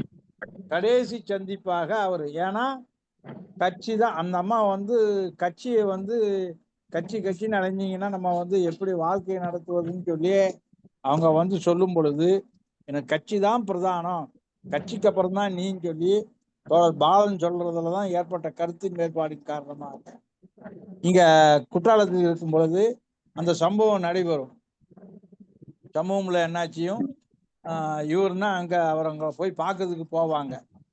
பார்க்க போகும்போதும் கடைசி முயற்சியிலையும் அவர் வந்து பாலதண்டாயுதம் தோற்று போனதாகத்தான் அவர் அந்த அந்த விவரிப்புல அந்த காதல் வாழ்க்கையில அவர் வந்து கட்சிக்காக, கட்சியினுடைய மேன்மையினுடைய செயல்பாட்டிற்காக அது விட்டு கொடுக்கக்கூடிய நிலையை வந்ததை பேராசிரியர் நா. வானவமலை வந்து ரொம்ப தெளிவா சொல்லியிருப்பாங்க.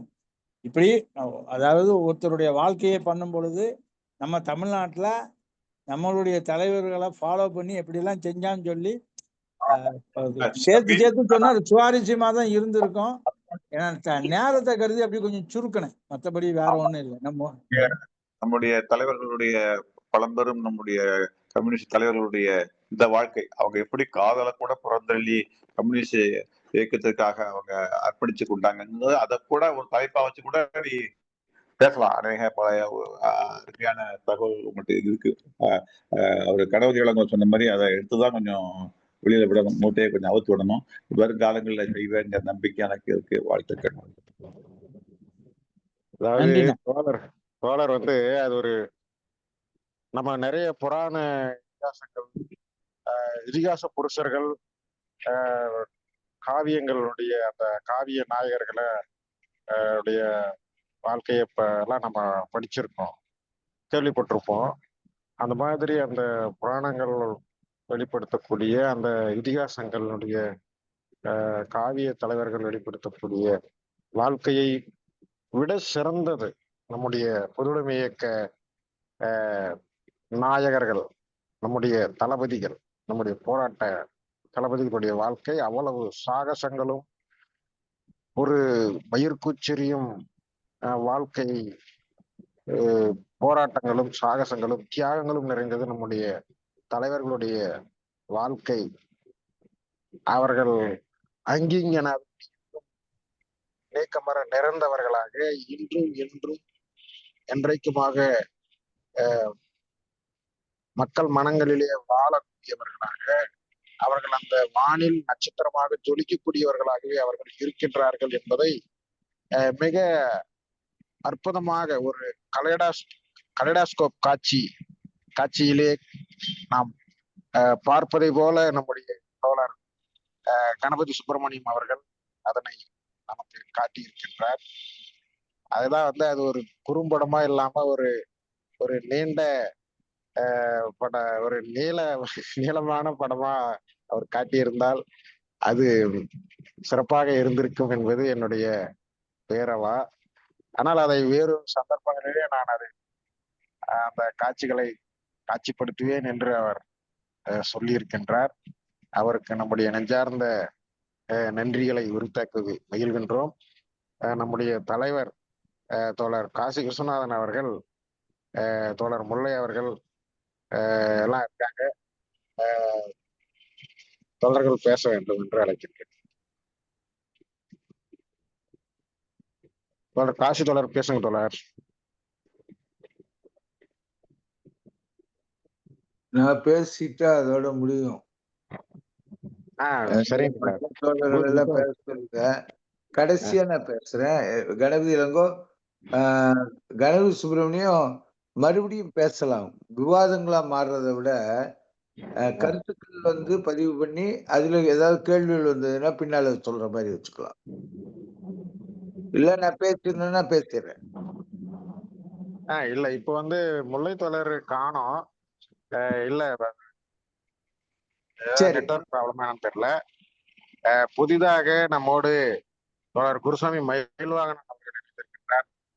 அவரும் கூட அவருடைய கருத்துக்களை பகிர்ந்து கொள்ள வேண்டும் என்று கேட்டுக்கொள்கிறேன். அதே போல நம்முடைய MALS பயிலரங்கம் தோழர் ராமலிங்கம் அவர்கள் இணைந்திருக்கின்றார். அந்த கம்ப்ளீட்லாம் பேசலாம். ஏன்னா குருசாமி மயில்வாகனனுடைய பேச்ச கேட்கறதுக்கு நானுமே நிகழ்ச்சியில தோழரின் உரையை அவர் செவிமடுக்கவில்லை என்று கருத்துகிறேன். அவருடைய கருத்தாக அவர் இல்ல அப்படின்னா ஒண்ணு செய்யலாம். நான் பேசின பிறகு கூட அவர் பேசலாம். சரி, அப்போ நீங்க பேசுங்க. இப்ப கணபதி சுப்பிரமணியத்துக்கு வாழ்த்துக்கள்.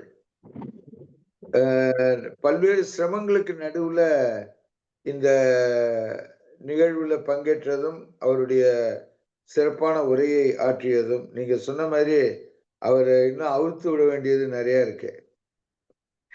2-3 விஷயம் தான் நான் சொல்லணும்னு நினைக்கிறேன்.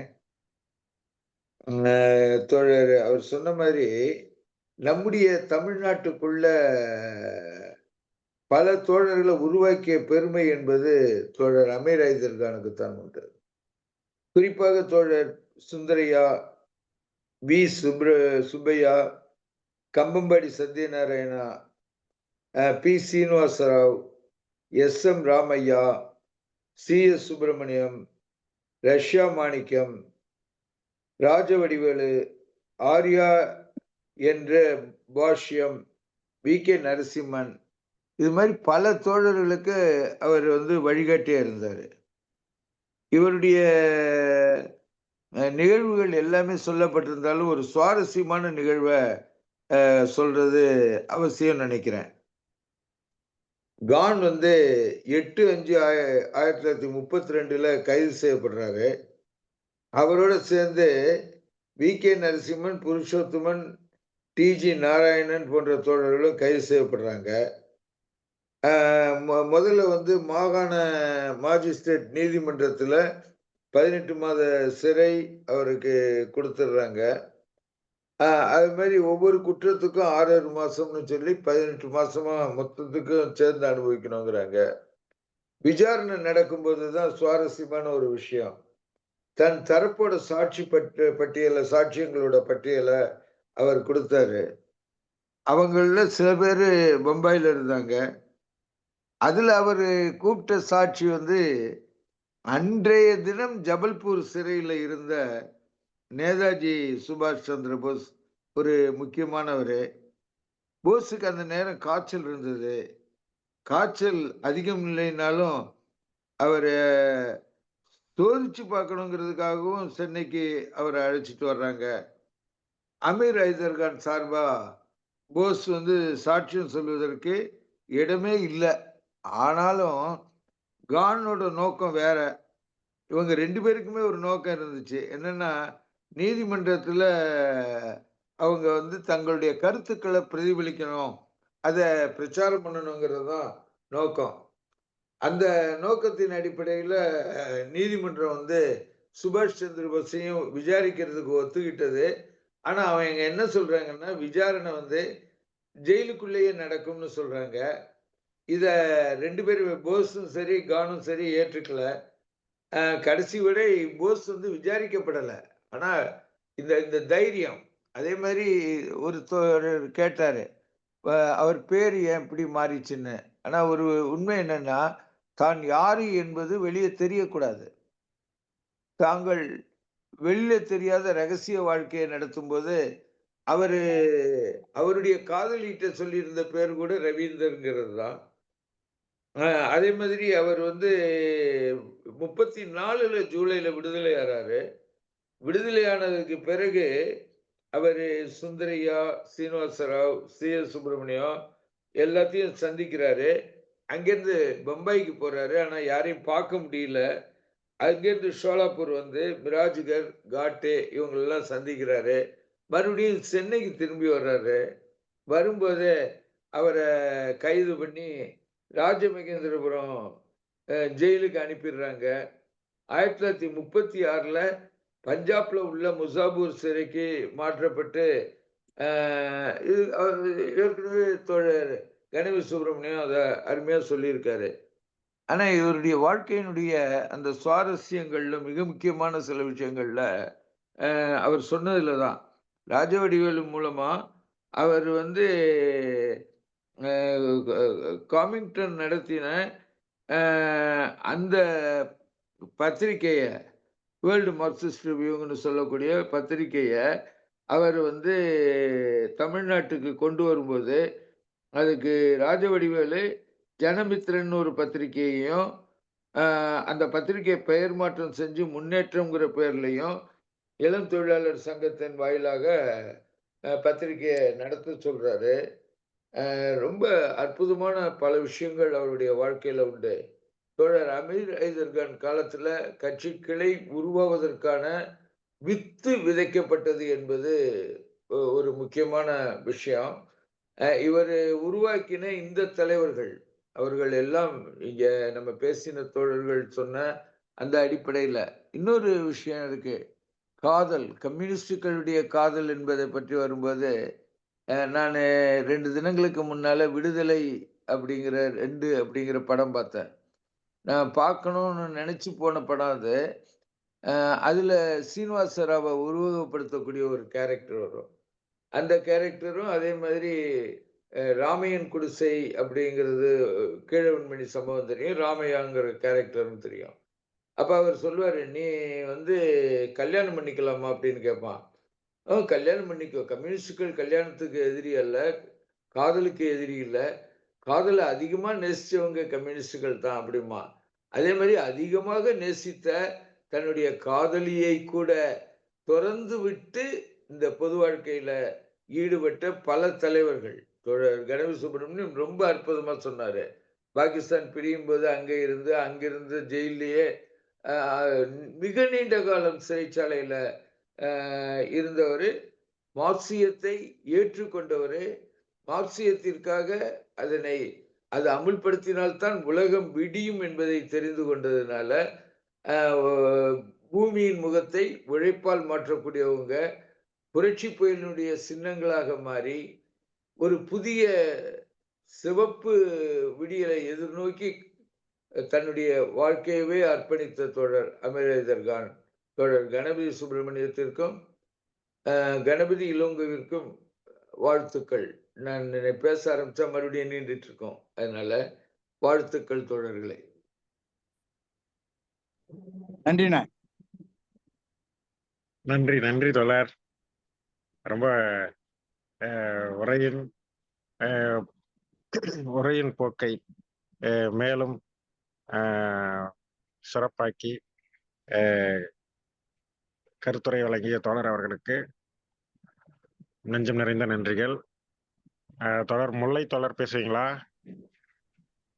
தோழர், நான் கேட்டது அவர் ஏன் பேரை மாத்திக்கிட்டாரு மிஸ்ரா அப்படின்னு அந்த இதுல இல்ல. மிஸ்ரா என்ற பெயரை சொல்வதற்கு ஏதாவது தனிப்பட்ட காரணம் உண்டா?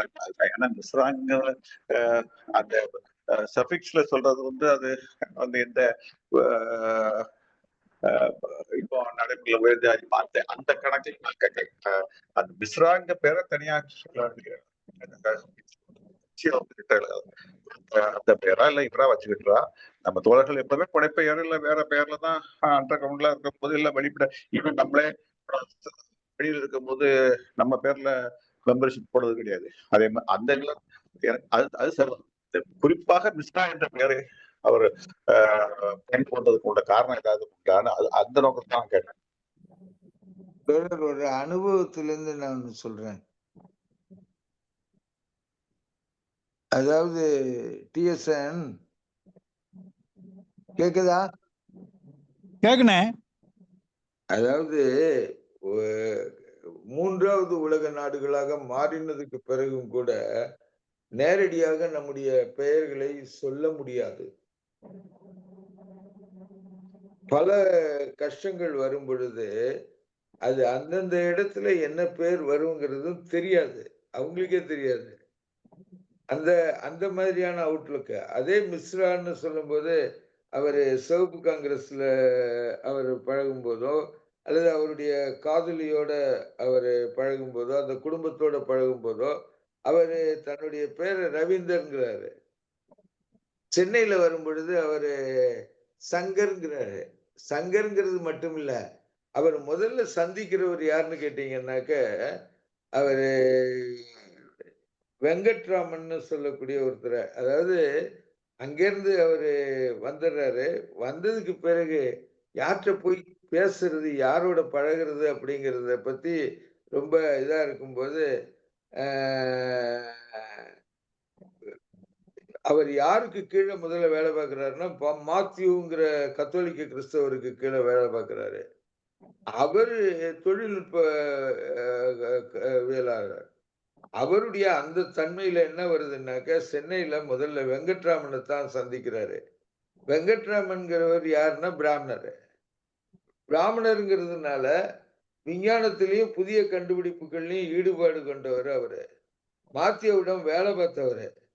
அவர்கிட்ட அவர் போகும்போது அவரை யார் அறிமுகப்படுத்துறாங்கன்னு கேட்டீங்கன்னாக்க இது ரொம்ப வேடிக்கையான பல விஷயங்கள் உண்டு. வெங்கட்ராமனுக்கு அவரு எப்படி பழகிறது, ஒரு முஸ்லிம்னா ஆகாது, இஸ்லாமியர்னா ஆகாது. அப்ப இஸ்லாமியர்ங்கிற தன்னுடைய உருவத்தையே மாத்துறாரு. அவர் அங்க வரும்பொழுது சங்கர்ங்கிற பேருக்கு போறதுக்கு இது ஒரு பின்னணியா இருக்கும். அப்ப வெங்கட்ராமன்ட்ட கேட்கிறாரு, நீங்க எனக்கு இங்க இளைஞர்கள் எல்லாம் அறிமுகப்படுத்துங்கன்னு கேட்கிறாரு. அப்ப லயோலா காலேஜ்ல படிச்சுட்டு இருந்த வி.கே. நரசிம்மன்ட்ட தான் அவரைத்தான் வெங்கட்ராமன் இவரை அறிமுகப்படுத்துறாரு. அதே மாதிரி ஜெயராமன்கிறவரு அவரு வேற ஒரு காஸ்ட். இது மாதிரி பயிற்சியாளர்கள் இந்த மாதிரி ஒரு குழுவை வச்சுதான் இளம் தொழிலாளர்கள் சங்கத்தை உருவாக்குறாரு. இது பல இடங்கள்ல பரவுறதுக்கு அடிப்படையான காரணமா இருக்கு. இதுல கூட அவருக்கு இன்னொரு வேடிக்கையான அனுபவமும் இருக்கு. என்னன்னு கேட்டீங்கன்னா, குதிரைப்படை வீரர்கள் அவங்க பாதையை விட்டு விலகி ஒருத்தர் மேல மைதானத்துல பற்றோம். அப்ப இவர் தன்னை அறியாம எல்லார் காதலையும் விழுற மாதிரி குதிரை வீரர்களை கண்டிச்சு அவருடைய மொழியில கத்துவாரு. அப்ப பக்கத்துல இருந்த அச்சு தொழிலாளி தான் மாணிக்கங்கிறவரு இந்தியில பதில் சொல்றாரு. அவர்கள் எப்போதும் அப்படித்தான்னு பதில் சொல்லுவாரு. அப்ப மாணிக்கம் வேலை தேடி பம்பாய் போய் அவரோட சகோதரர் ராஜு வடிவேலுட்ட தான் பிளிட்ஸ் ரோட்டுக் அப்படிங்கிறவரை அவர் கடிதம் கொடுக்கிறாரு. ரோட்டுக்கு ஒரு கடிதம் கொடுக்கிறாரு. பிளிட்ஸ் பிராட் பின்னால யாருன்னு கேட்டீங்கன்னு சொன்னாக்க பின்னால மீரட் சதி வழக்குல குற்றஞ்சாட்டப்பட்ட 32 பேர்ல ஒருத்தர் பிரிட்டிஷ் கம்யூனிஸ்ட். இந்த கம்யூனிஸ்ட், மீரட் கம்யூனிஸ்ட் இது எல்லாம் சேரும்போது அவங்க ஒவ்வொரு இடத்துக்குள்ளேயும் மாறி மாறி மாறி மாறி வரும்போது தாங்கள் யாருங்கிறத அடையாளப்படுத்த முடியாத கடுமையான நெருக்கடியில இருந்தாங்க. இது கட்சி வாழ்க்கைக்குள்ள இருக்கும் பொழுது இந்த நெருக்கடிகளை நேரடியா சொல்ல முடியும். அதே மாதிரி காதல்ல வரும் பொழுது கட்சியா காதலான்ங்கிற கேள்விகள் வருது. கம்யூனிஸ்டுகள் காதலுக்கு விரோதிகள் அல்ல. தோழர் கணபதி சுப்பிரமணியம் ரொம்ப அழகா சொன்னான். அதுல பேசும்போது பேராசிரியர் நா. வனமாமலை 1943வது வருஷம் குற்றாலம் ஐந்தருவி ரோடுல பாலன், பேராசிரியர் அண்ணாச்சி சண்முகம்பிள்ளை இவங்க நடந்து போயிட்டு இருக்காங்க. ஒரு இடத்துக்கு போக வேண்டி இருக்கு வாங்கன்னு கூட்டிட்டு போறாரு. பேராசிரியர் அப்போ வந்து தென்காசியில ஆசிரியரா வேலை பார்த்துட்டு இருந்தாரு. அப்படி போகும்போது ஒரு ஐந்தருவி ரோட்ல நிறுத்திட்டு இருங்க நான் வர்றேன்ட்டு போயிடுறாரு. அவர் போய் பார்த்தது யாரு?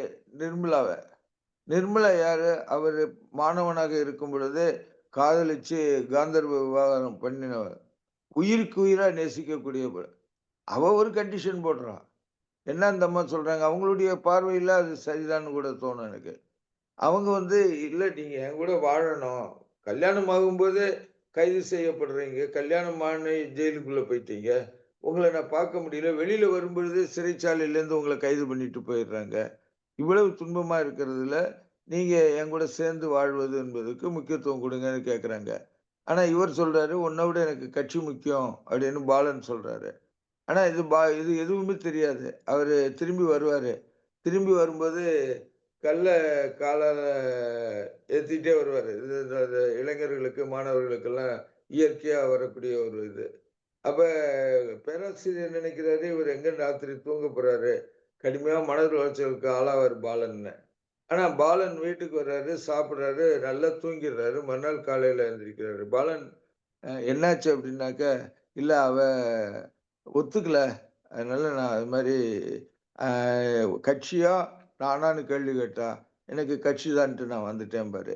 இது பேராசிரியரும் பாலனும் உள்ள நெருக்கம் என்பது அவர்களுடைய மறையும் வரை பாலன் மறையும் வரை இருந்ததுங்கிறத நேரடியா அறிவேன். அ இதுதான் காதல். நீங்க காதல் என்பது வெளியில இல்ல, கட்சிக்குள் அடங்கியதாக பார்த்த காலங்கள் இருந்தது. அப்ப தியாகம் என்பது தேடி வந்தது. தியாகம் என்பது தவிர்க்க முடியாமல் தேடி வந்தது.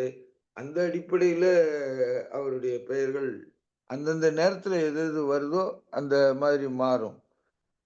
இது வந்து அ ரொம்ப ஒரு ஒரு என்ன வார்த்தையில சொல்றதுன்னா, இந்த கொள்கைக்காக, இந்த லட்சியத்துக்காக தன்னையே அர்ப்பணித்த 1000 தோழர்கள் தமிழ்நாட்டிலும் உண்டு, இந்தியாவிலும் உண்டு, உலகிலும் உண்டு.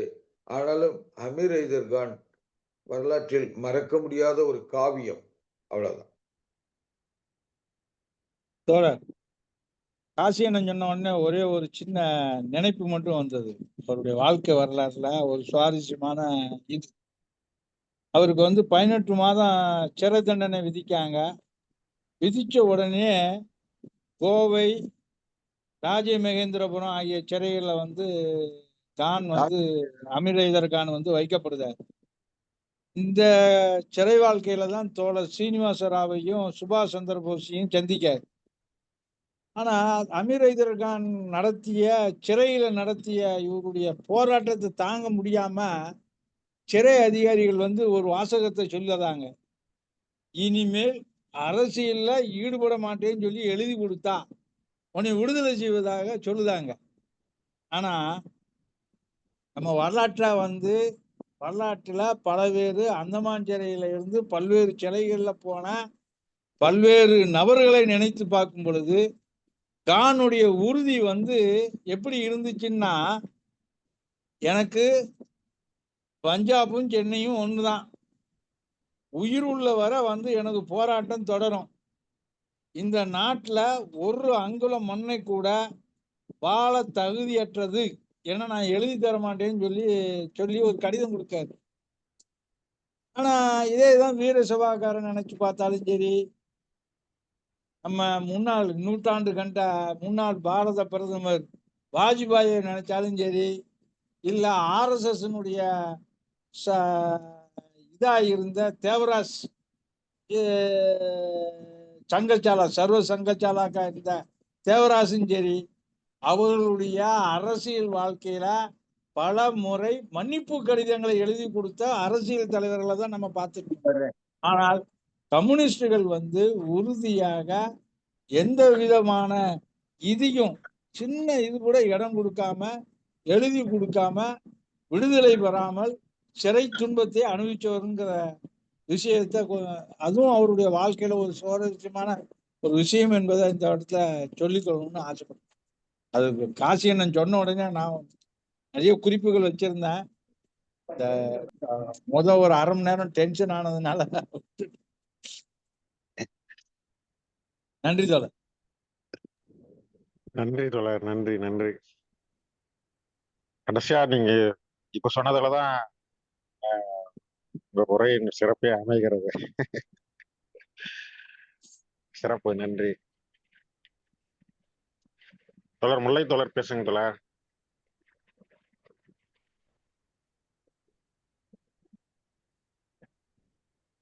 தோழர் முல்லை. வணக்கம் வணக்கம் தோழரே, கேக்குதா? வணக்கம் தோழர், பேசுங்க. கேக்குதா? கேக்குது, பேசுங்க தோழர். கொடாரி இருமா. சுவிட்ச் ஆஃப் ஆகி போச்சு, இது இல்லாம, பவர் இல்லாம. அதனால அந்த உரை, என்னுடைய முழு உரையை நான் கேட்க முடியல. ஆனா அமீர் ஹைதர் கான் வந்து தென்னிந்தியாவை கண்டேன்னு ஒரு புத்தகம் நம்ம NCVH போட்டிருக்காங்க. அது நீண்ட நாளைக்கு முன்னாடி படிச்சது. ஆனா ஒரு விஷயம் என்னன்னா, அந்த சங்கர்ன்ற பேர்ல நம்ம அங்க வந்து வேலை செய்த சில அனுபவங்களை அதுல எழுதியிருக்காங்க. அதுல நிறைய சொல்ல வேண்டியது இருக்கு. ஏன்னா அவங்க அங்கிருந்து பாகிஸ்தான்ல இருந்து நாடு கடத்தப்பட்டு தான் அங்க வராங்க. மும்பைக்கு வந்து அங்கிருந்து இவங்க வராங்க. இவங்க தான் வந்து முதல்ல இங்க நம்ம சென்னையில இந்த தோழர்களை எல்லாருமே சந்திக்கிறாங்க. சுந்தரையாவை, சீனிவாச ராவ், அவங்கள எல்லாருமே சந்திச்சுதான் இங்க ஒரு அமைப்பு உருவாக்குறாங்க. ஆனா நம்ம தமிழகத்துல, தென்னிந்தியாவுல அன்றைக்கு இருந்த சென்னை மாகாணத்துல கட்சியை கட்டுவதில் இவரையும் தோழர் SP காட்டே, இவங்க 2 பேரும் தான் முக்கிய பங்காற்றிய தோழர்கள். இவங்களுடைய பங்களிப்பு மிக அதிகமானது.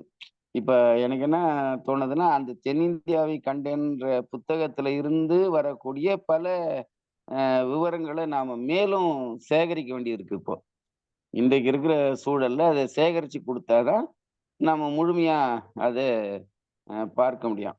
அதுல ஒரு செய்தி சொல்லும்போது, லாகூர்ல கூடின கட்சி காங்கிரஸ், அது காங்கிரஸ் கட்சியினுடைய மகாசபை கூட்டம். அதற்கு முன்னாடிதான் பகத்சிங் சம்பந்தமா காந்தி இர்வின் பிரபுக்கு எழுதின கடிதம். அப்புறம் அந்த கடிதத்துக்கு பிறகு ஒரு நேரடி பேச்சுவார்த்தைக்கு போறாங்க. பேசும்போது இர்வின் பிரபு சொன்னதா இப்ப சமீபத்துல ஒரு செய்தி தினமணியில கூட அந்த நடுப்பக்கத்துல ஒரு கட்டுரை வந்தது. அதுல அவருடைய நாட்குறிப்புல எழுதியிருக்கிறாரா இர்வின் பிரபு, இந்த மாதிரி வந்து காந்தி வந்து பகத்சிங்கை காப்பாற்றுவதற்கு அந்த முயற்சி எடுக்கலன்ற மாதிரி எல்லாரும் சொல்றாங்க. ஆனா உண்மை இல்லை, இவர் போய் பேசியிருக்காரு. அப்படி பேசும்போது அவர் என்ன சொல்றாருன்னா, சட்டப்பூர்வமான நடவடிக்கைகள்ல நான் ஈடுபட முடியாது, வேணும்னா ஒண்ணு செய்யறேன், அந்த லாகூர் காங்கிரஸ் மகாசபைக்கு முன்னாடி தூக்கில போடாம தேதியை வேணா தள்ளி வைக்க சொல்றேன் அப்படின்னு இர்வின் பிரபு சொன்னதாக ஒரு செய்தியும் சொல்லி, அது வந்து நீங்க வெளியே சொல்லக்கூடாது, நீங்களும் சொல்லக்கூடாது, நானும் வெளியே சொல்ல மாட்டேன், ஆகையினால இது வந்து ரகசியமாவே இருக்கட்டும் நமக்குள்ள, உங்க காங்கிரஸ் மகாசபை கூட்டம் முடிஞ்ச பிறகு வேணா இந்த தகவலை சொல்லலாம்னா, அவர் சாவர வரைக்கும் அந்த கொடுத்த சத்தியத்தை மீறாம காந்தி காப்பாற்றினாரு அப்படின்ற செய்தி நமக்கு அதுல வந்திருக்கு. அப்ப இதெல்லாம் ஒரு புதிய செய்தி. அப்ப இது சம்பந்தமாவும் இன்னும் பல விஷயங்கள், இப்ப தோழர் காசி பேசினது, கணபதி சோழன் பேசுனது, இப்ப கடைசியா இப்ப பேசும்போது எனக்கு பவர் இல்லாம நின்று போச்சு செல்லு. ஆகையினாலதான் இப்ப திரும்பி பவர் போட்டுதான் உள்ள வந்தேன் நான். ஆகையினால இப்ப என்னன்னா, இது ஒரு நல்ல முயற்சி தான். ஆனா இன்னொருத்தரையும் பேச வைக்கணும்ன்ற நான். அமீர் ஹைதர் கானை பற்றிய இன்னும் ஒரு 2-3 தோழர்கள் பேசணும். அப்படின்னா அவங்களுடைய கோணத்துல, அல்லது நாம அந்த புத்தகத்துல இருக்கிற செய்திகளையும் எடுத்து இப்ப புதியதா ஏதாவது செய்திகள் வந்திருந்தா அதையும் இணைச்சு கூட பேசலாம். கணபதி சூரன் சொல்லும்போது ஆங்கிலத்துல சில புத்தகங்கள் வந்திருக்கிறதா சொல்றார். பல பெயர்கள்ல அவங்க சந்திச்ச வழக்குகள் இது சம்பந்தமான விவரங்களை எல்லாம் நம்ம பின்னாடி இன்னும் சேர்க்க வேண்டியதா இருக்குதுன்னு நான் நினைக்கிறேன். அப்ப அந்த அடிப்படையில இது ஒரு நல்ல துவக்கம், நல்ல உரை.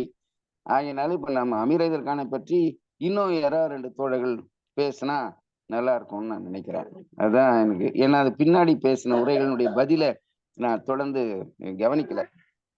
அதை கவனிச்சிருந்தா அவங்க என்ன பதில் சொன்னாங்கன்னு எனக்கு தெரியல. அது அந்த அடிப்படையில பின்னாடி அந்த பின்னூட்டத்தை முழுக்க கேட்க முடியாம போயிட்டுது. அதனால இது ஒரு நல்ல முயற்சி. அவர் ஒரு குறிப்புகளை தான் விட்டு போனார். வந்து அந்த அவரை பற்றிய சில செய்திகளை சுருக்கமா அங்கங்க தொட்டு தொட்டு போனார். இது தொடர்ச்சியா அந்த செயல்பாடுல முழுமையா உரையில முழுமைப்படுத்தணும் அப்படின்னு நான் நினைக்கிறேன். அது அது அப்படி செஞ்சா சரியா இருக்கும் அப்படின்றதுதான் என்னுடைய கருத்து. நல்ல உரை. காசியும் நடுவில் பேசுனது நல்லதுதான். நல்ல நல்ல தோழர்களுக்கு நன்றி, பாராட்டுகள். நன்றி, வணக்கம். நன்றி தோழர். நன்றி நன்றி தோழர். தோழர் குருசாமி மயில்வாகனன் தோழர் பேசுவீங்களா? வணக்கம் தோழர். தோழர் வணக்கம். வணக்கம் தோழர்.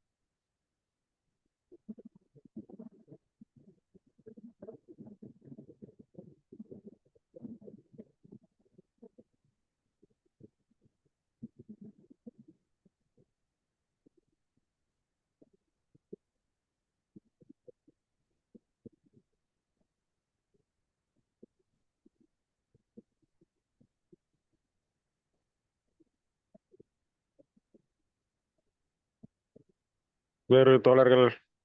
தனமாம்மா இருக்காங்களா?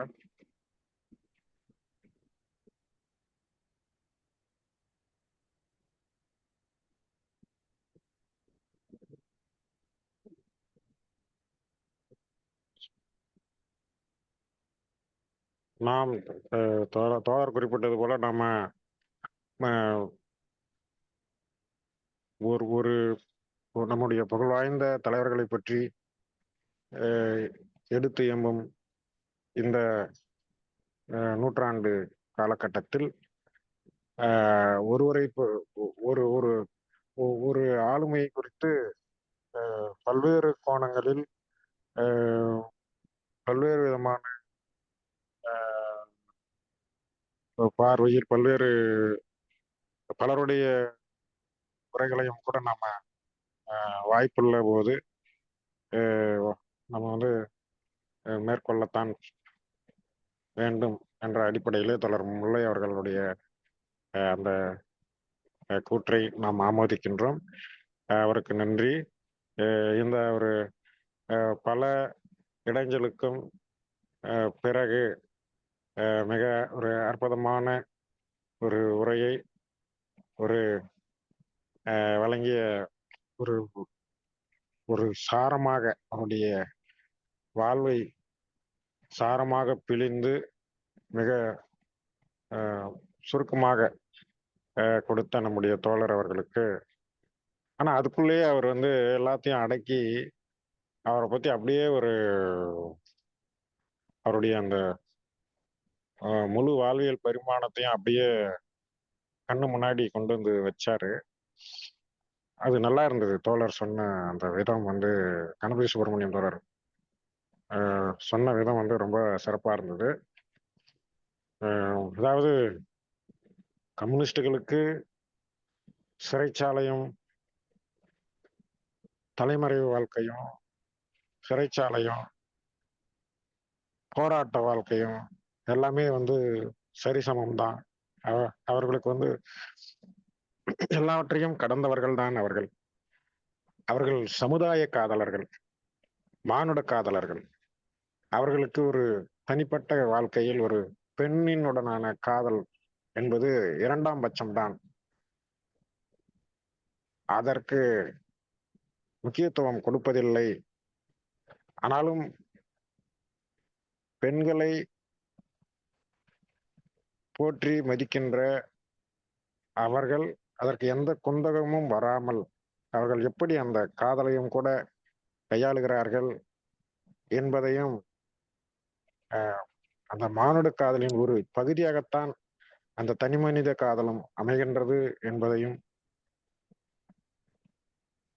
அவர்கள் காதலை போற்றக்கூடியவர்களே, இன்னும் சொல்ல போனால் அன்பிலிருந்து காதலிலிருந்து தான் அன்பிலிருந்து தான் இந்த மானுட நேயம், மனிதாபிமானம் தோன்றுகின்றது.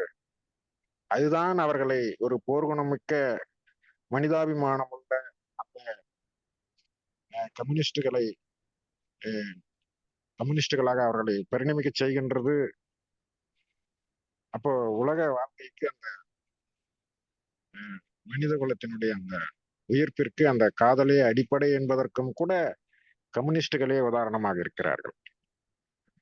அது மட்டுமல்ல, தாதா என்பது அவருடைய அந்த பலவிதமான அந்த வாழ்க்கை சூழல் எதிர்கொள்கிற விதம், அந்த அவருடைய அந்த கூர்த்த மதி, அது அது அது எல்லாமும் அடங்கியது. எந்த சூழ்நிலையிலும் எப்படிப்பட்ட வாழ்க்கையும் வாழ தகுந்தவர்கள், எதிர்கொள்கிறவர்கள், நெஞ்சுரம் கொண்டவர்கள், அவருடைய அந்த மனத்துணிவு, இதையெல்லாம் பார்த்து அதிகார வர்க்கம் அஞ்சி நடுங்கும் போது அவர்களுக்கு தாதா என்று பெயரிட்டிருக்கிறார்கள். இன்று ஒரு ரவுடிசம் செய்பவர்களை தாதாக்கள் என்று சொல்லுகிற சூழலில் ஒரு மானுட காதலர்களாக மனிதநேயமிக்க தலைவர்களாக விளங்கியவர்கள் தாதா என்று அழைக்கப்பட்டிருக்கிறார்கள் என்கிற போது, அதெல்லாம் நம்ம ஒரு உணர்ச்சி மயமாக்குகிற ஒரு ஒன்றாகவே நாம் பார்க்கிறோம். தோழர் அமீர் ஐதர் கான் அவருக்கு எந்த மதம், இனம், ஜாதி எதுவும் எல்லாம் கடந்த ஒரு நபராக அவருடைய அந்த புனை பெயர்கள் கூட விளங்குகின்றது. அவர் ஒரு காவியம், அவர் ஒரு வீர புருஷராக ஒரு மக்கள் மனங்களிலே வாழ்கிறார் என்பதைத்தான் இந்த உரையின் மூலமாக நாம் எண்ணி பார்க்கிறோம். அந்த வகையிலே இந்த உரை இன்னும் சில நாட்களுக்கு கூட அவரை பற்றி நாம் பேச வைக்க வேண்டும் என்பது வேண்டிய ஒன்றுதான். அந்த அளவிலே நாம் நேரம் வாய்க்கிற போது மீண்டும் அவரை பற்றி நினைவு கூறுவோம் என்று சொல்லி, இந்த அளவிற்கு இந்த உரையை நடந்தேற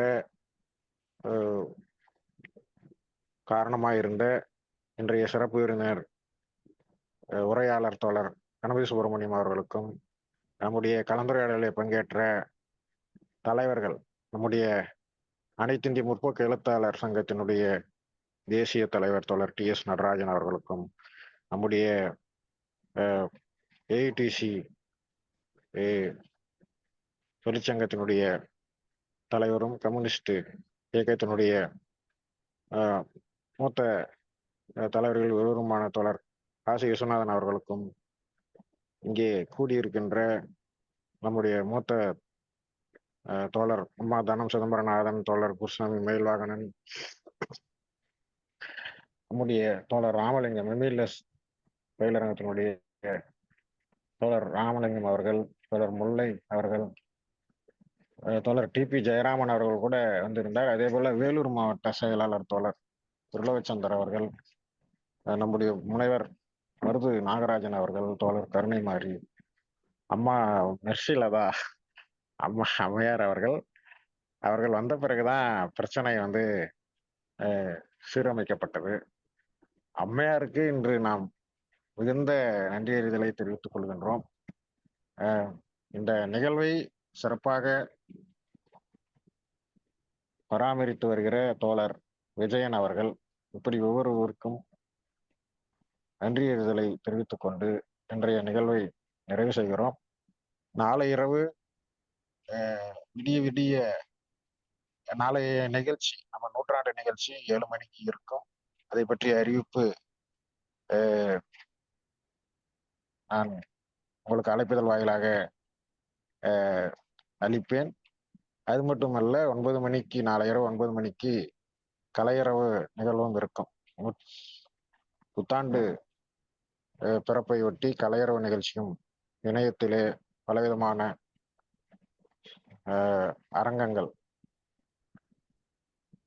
அரங்கங்களுடன் அமைந்த கலையரவு நிகழ்ச்சி இருக்கும். அது சில ஆண்டுகளாக நாம் அந்த டிசம்பர் 31 கலையரவாக இணையவழியிலே முன்னெடுத்து வருகிறோம். அந்த வகையிலே இந்த ஆண்டும் அதை ஏற்பாடு செய்திருக்கிறோம். தோழர்கள் அனைவரும் நாளைய தினமும் பங்கேற்று சிறப்பிக்க வேண்டும், திரளாக பங்கேற்க வேண்டும் என்று அன்போடு கேட்டுக்கொண்டு நிகழ்ச்சியை நிறைவு செய்கிறோம். தோழர்கள் அனைவருக்கும் வணக்கம். நன்றி. வணக்கம் தோழர். வணக்கம். அனைவருக்கும் நன்றி, வணக்கம்.